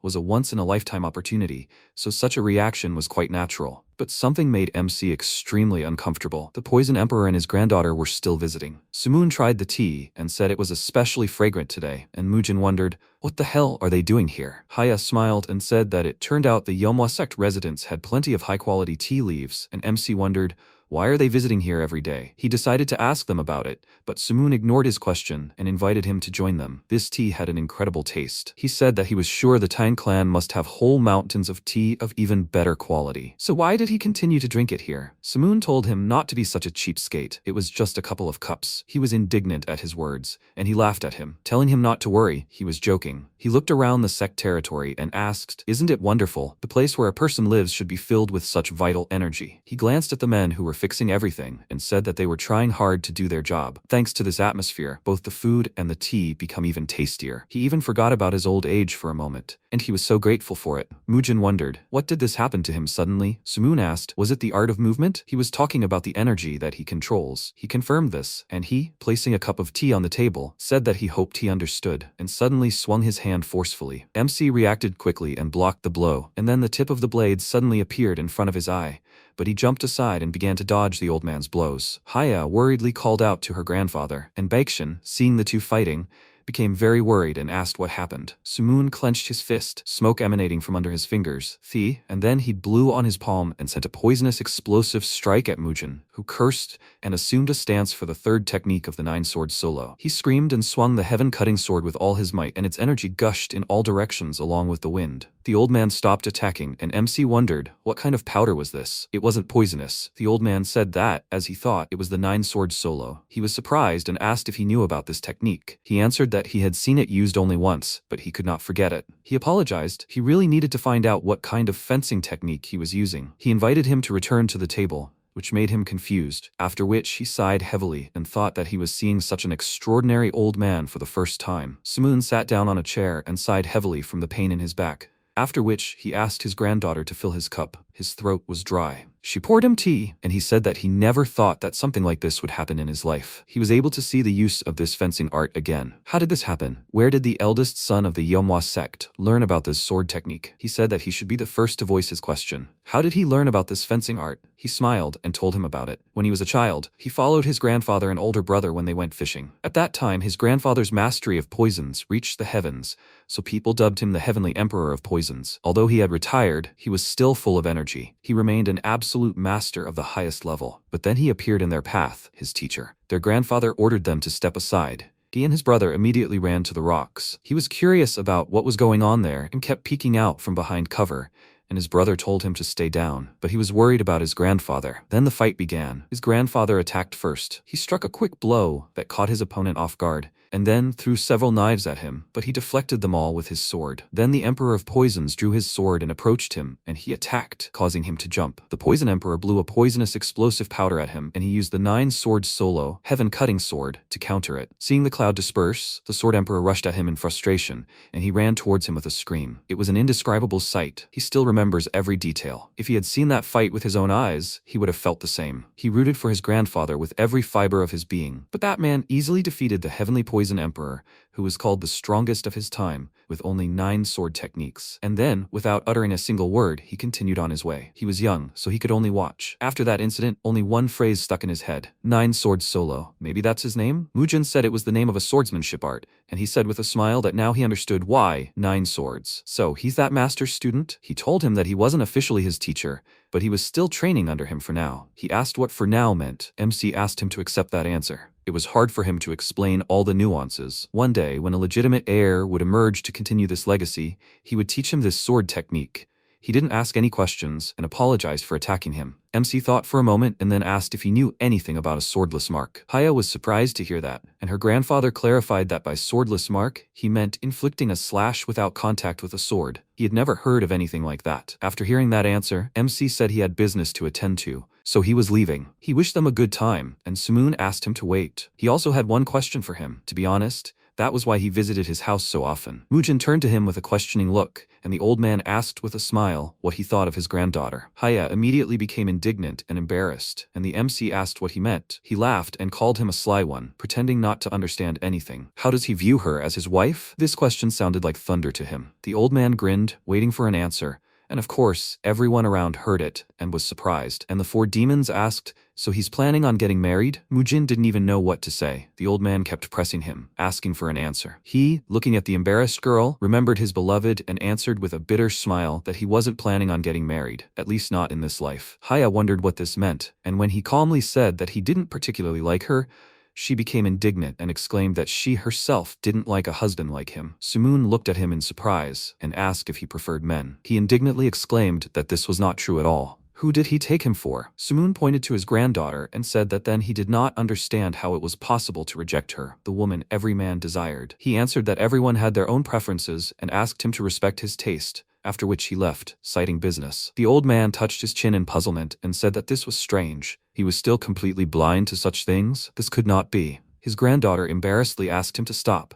She almost died of shame because of him. He asked perplexedly what was the matter. It was obvious that she was interested in him, so he decided to put in a good word for her. She became indignant and asked when such a thing had happened. She could not stand those who behaved so arrogantly and recklessly. He said that in that case, nothing could be done. Next time, he should come here with her younger sister. Chona was calmer than she was, and she had a good character. Haya immediately fell silent, and he said with a smile that finding such a worthy man was no easy task. She turned and walked away, saying that in that case, he should stay here and live with young Master Hua. He stood up excitedly and asked her to wait and go with him. He had also already drunk everything. Haya cast a last, offended glance at Mujin, and seeing that he was completely unconcerned about what had just happened, she immediately turned away from him. MC, meanwhile, asked the elder if everyone was there. He confirmed it and added that today was the last day for enrollment in their sect. A total of 230 warriors had joined them. Mujin approached the assembled warriors and loudly introduced himself, saying that he would be brief. He doesn't care what made them join the Manhwa sect.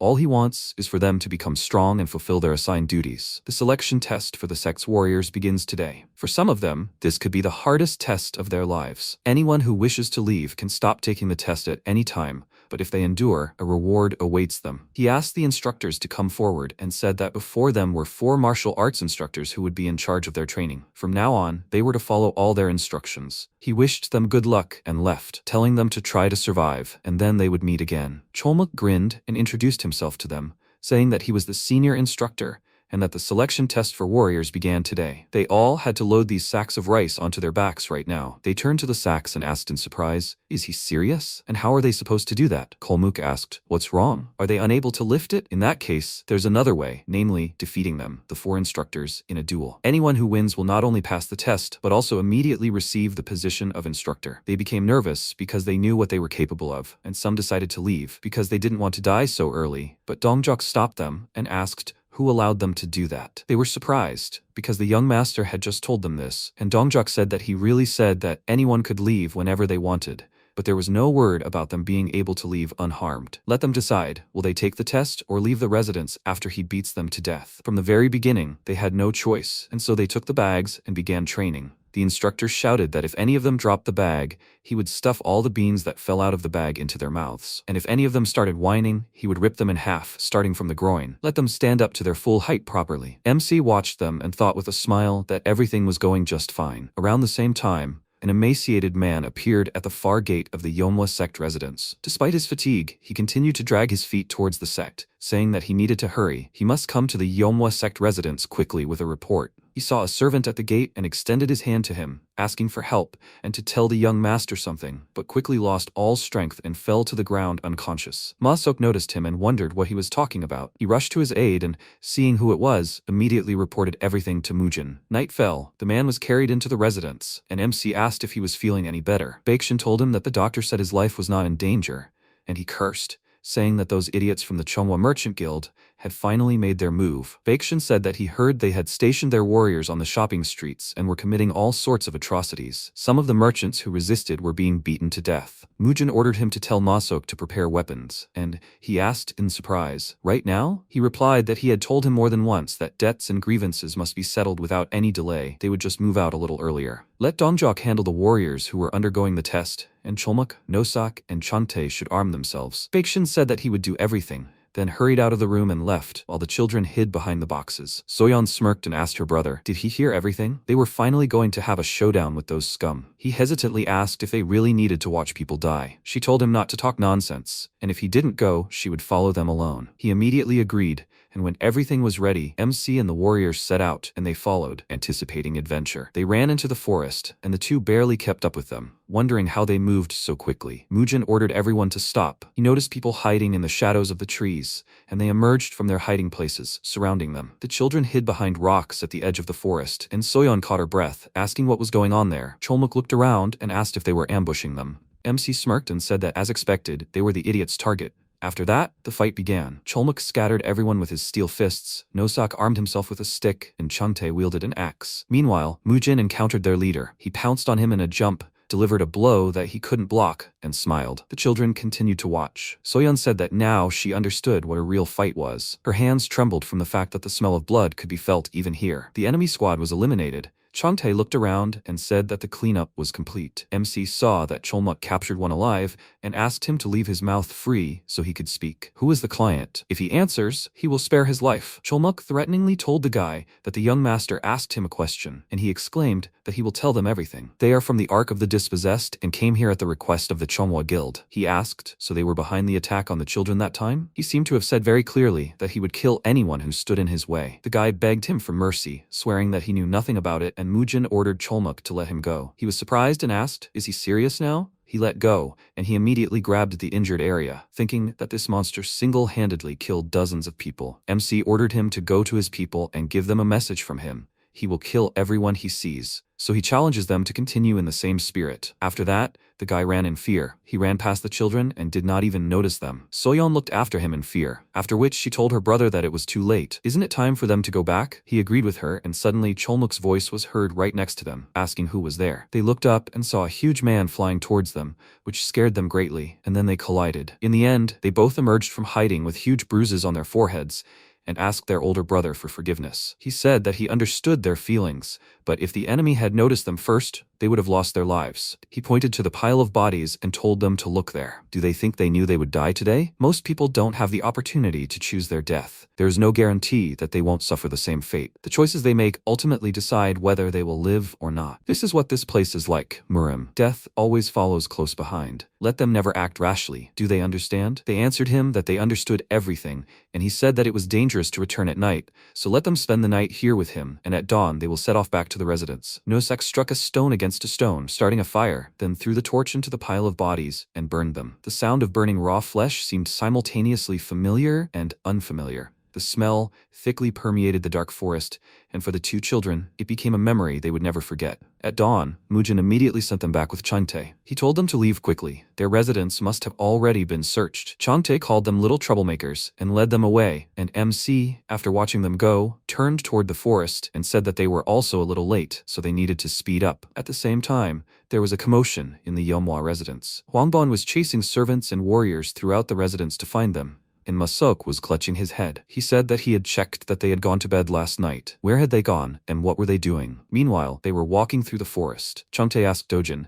Young Miss Hwa Soyeon persuaded him to come with her, didn't she? She confirmed this and noted that he was very observant, and he said that it couldn't be more obvious because the young lady was the main driver of everything in the Yeomhwa residence. Dojin agreed with him. He told her he wouldn't go, so she started threatening, leaving him no choice. Suddenly, a woman screamed for help. They turned toward the voice and saw a man looming over the woman, and she was crying and begging him to take his hands off her. He licked his lips and told her to keep resisting. The other woman couldn't withstand his grip, but she was holding on pretty well. The woman saw Changtae and extended her hand to him, asking for help, and he indignantly asked how anyone could do such a thing in broad daylight. He told the children to wait for him there, but when he saw the man, he froze. He looked like a demon that could tear him to pieces. He smiled nervously and suggested that the children quickly return to the residence. Everyone was probably worried sick. He glanced at the man and thought that if he started a fight, he would be finished. He laughed nervously, deliberately saying loudly that they would go their separate ways, and the man turned to him with a smirk, ordering him to get out of his sight. But Dojin wasn't going to just stand there and watch. He walked up to him and asked if he wanted to tell him something, or maybe he wanted to enjoy the spectacle. Dojin clenched his teeth in rage and said that grabbing a nun in broad daylight was vile. He called him a vile idiot without shame or conscience, and told him to get his filthy hands off her right now. Changtae was very scared, because his words meant that they were finished. The man let her go, and looking down at the child, asked threateningly, "Who was this insolent brat? He thinks he won't be killed because he's too young? He'll chop off all his limbs, and then enjoy his screams in the company of that nun." Changtae immediately rushed to his defense and swung his axe, but he dodged, bending his upper body back. The man swung his leg, hitting him in the face, and he wondered what kind of move that was. After that, he grabbed the sword and Changtae fell, causing Dojin to become worried, and the man licked his lips and asked, "So he's a martial arts master?" Changtae stood up, and the boy asked if he was okay, and he cursed, saying that he was a real martial arts master. He whispered to the young master that when he gave the signal, they should immediately run with the young mistress towards the residence, without looking back, without stopping for a second.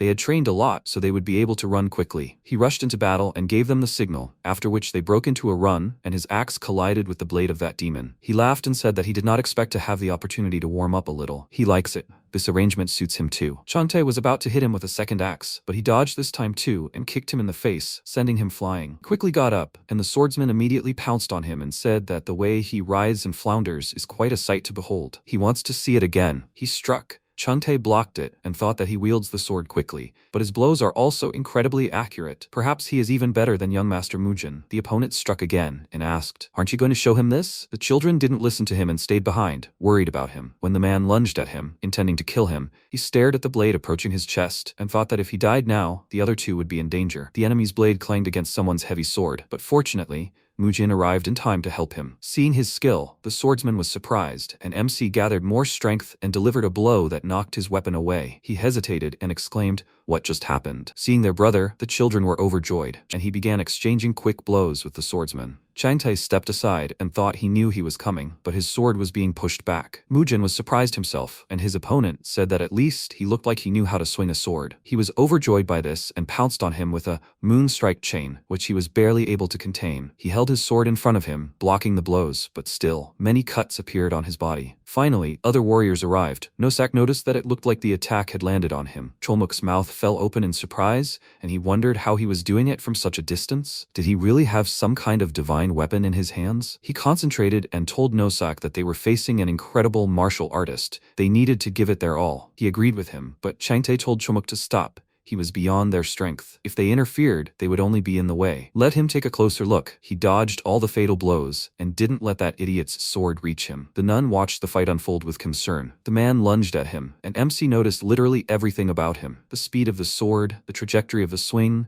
the force of the impact upon collision, and even the number of sparks emitted at that moment. All of this is of great importance. He blocked the blow, and the man angrily called him an idiot, asking how he parried all of his attacks. He decided to unleash a blow from all of his sword tactics, and Mujin remembered his teacher's words. The true power of the 9 swords solo is revealed only when confronted with a powerful sword. He asked, "So, these 9 swords are stronger than his demonic spirit sword?" He called him a little brat and exclaimed that it was obvious that his sword was stronger. MC returned from his memories and thought that there was just a little more to go. He parried the blow and said with a smile that he had caught every blow with his sword, after which he made a deft move and threw the swordsman away from himself. He thought it was a blow to the shoulder. Mujin turned around, approached him and delivered a powerful blow that immediately finished him off. Everyone was surprised by this sight. His body fell to the ground and he, breathing heavily, said that he was defeated by some brat. What a laughingstock. What is his name? He told him his name, and he smiled, asking, So he is from the Hua clan? After that, his gaze dimmed, and MC wished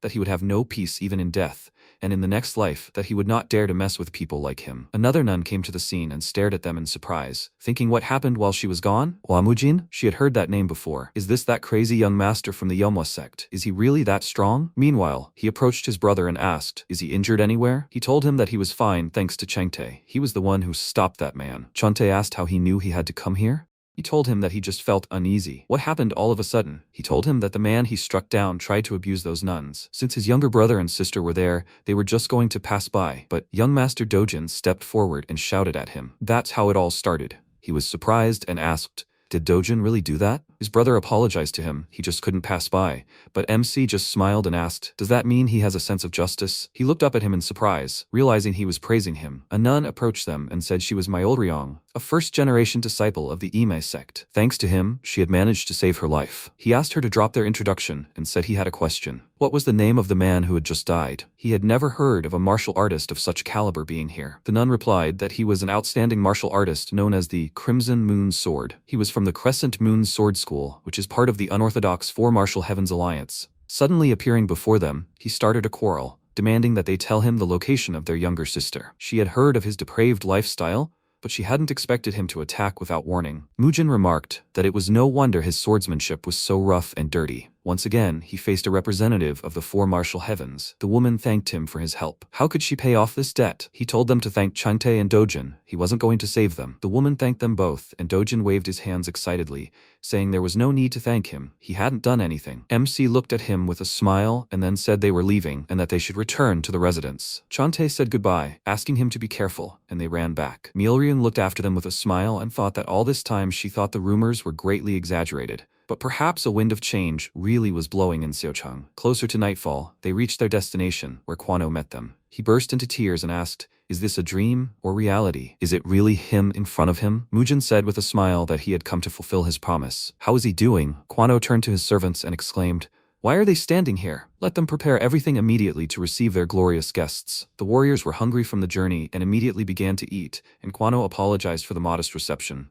Things hadn't been going well lately. Nosak said that despite this, the food tasted amazing, and MC noticed that his face had become very thin. He must be going through hard times. He laughed awkwardly and asked, is it that noticeable? He was embarrassed. Guanyo and Yochen ran into the room and joyfully told Mujin that he had really come. They couldn't believe that he personally decided to make such a long journey. After all, neither an army of 1,000 men nor a cavalry of 10,000 warriors could compare to him. They rose from the table, greeting them, and they asked how he had endured such a dangerous journey. Had nothing happened to him? He told them with a smile that on the way here, he encountered about 30 assassins and also defeated some idiot nicknamed Crimson Moon Sword. Hearing this, Guanyo was very surprised and said that if this is the Crimson Moon Sword, then he is from the Union of Four Martial Heavens. Kwano asked if he really fought him and won. He confirmed it and asked if there was any problem with that. The man said with surprise that he defeated such a brutal martial artist. It was amazing. This victory will further enhance the reputation of the Sleeping Dragon, whose rumors were just beginning to spread. After that, MC told them the purpose of his visit, and Kwano said that he couldn't believe that the deputy head of a trading group could be beaten so badly. He should have sent some warriors with him, but he was too overconfident. Mujin said that their tyranny was growing stronger every day, and that if they turned a blind eye to what was happening, they would bring warriors and take over this place. They asked what they should do, and he said the answer was obvious. Since they had come this far, all that remained was to draw their sword. After all, that was why he had come here. The man asked in surprise, will he personally take action against them? He confirmed this, but before he could act, he needed a suitable pretext. They would start with a nearby textile workers' street. The three of them would need to prepare some things. The next day arrived, and Cholmuk and Nosak were strolling along the empty street, looking around. Cholmuk remarked that it was so quiet and empty, and Nosak agreed. He couldn't believe there was not a soul here. This was the first time he had seen a shopping street without people. At this rate, trade would dry up. Cholmuk noticed an inn nearby and wondered, is this the place? They sat down at the table and asked the owner to bring food, and then a man approached them and asked what brought such glorious warriors to such a seedy tavern. The food in this place tasted disgusting. The tavern across the street made such delicious noodles that they would be delighted. The tavern owner could not say anything in his defense, as he was afraid, and Cholmuk glanced at the tavern across the road and saw warriors there glaring at them. He replied that he did not see much of a difference. He was too lazy to go anywhere, so he would just eat here. The man told him not to argue, but to just move. This place was disgusting. Nosak called out to him discontentedly and said that he was annoying his older brother. He should just get out of their sight. He became slightly nervous under their gaze, did not try to persuade them, and returned to his people. He spoke with one of them, after which the man stood up and they headed towards them together. He approached their table and said that the food here was terrible. Do they want to go with them to that tavern across the street? Cholmuk smirked and called them idiots. Whether the food here is good or not is up to him to decide after he eats. He thinks he knows everything about his taste preferences. They got angry and called him an idiot with a bandit face and said that they were actually trying to speak to him politely. Is he deaf? Doesn't he understand what people say to him? Cholmuk asked. Are they good at just talking? Do they have swords on their belts for decoration? Make them stop talking and attack already. The man got angry and immediately pulled out his sword. Cholmuk looked at him in fury, then jumped up from his chair, grabbed him by the head and slammed him on the ground, and Nosak hit the other guy with his weapon. Watching them smash everything, the innkeeper clutched his head and cried out with tears in his eyes, saying that they said they wouldn't break anything, and he couldn't watch this. The other innkeepers were surprised that someone actually beat up those idiots, and the fight continued. Sometime later, at the Graceful Winds Trading Guild, MC wrote a letter and went outside. Kwano approached him and asked if he had called him. He apologized for adding to his worries when he was so busy, but he needed him to send this to the Tang family urgently. He replied that he would immediately order a carrier pigeon to be prepared, and was surprised to think that the young master had such impressive connections. Finally, Cholmuk and Nosak returned, and not alone, but with prisoners. Nosak ordered them to kneel and bow their heads, and Mujin praised them for their excellent work. The man asked who they were, do they even understand who they're dealing with, and that such actions are unacceptable? MC told him that he knew exactly who they were. They were idiots from the Chonghua Merchant Guild, and they dared to point their swords at his people. He could consider this a declaration of war, right? The man looked at him with fear and began to deny everything and thought, is this Hua Mujin? When did he manage to show up here? And what is this atmosphere hanging around him? MC asked where their leader was. He needed to see him, and the man realized that he had outsmarted them. It was a trap. Mujin, puzzled, noted that judging by his look, he was not going to talk. He called out to Nosak, and he immediately knew what to do. He hit one of them in the face with his weapon, which caused him to immediately fall and start writhing in pain, and the man worriedly asked why he was doing all this. They didn't have any leader. MC didn't let him finish and ordered Nosak to split open the head of another warrior. As soon as he struck the other warrior, the man excitedly exclaimed that he would tell him everything, if only he would spare his life. Mujin said he should have done this from the start, then placed his hand on his head and threateningly asked who was leading them. He became very frightened and told them everything.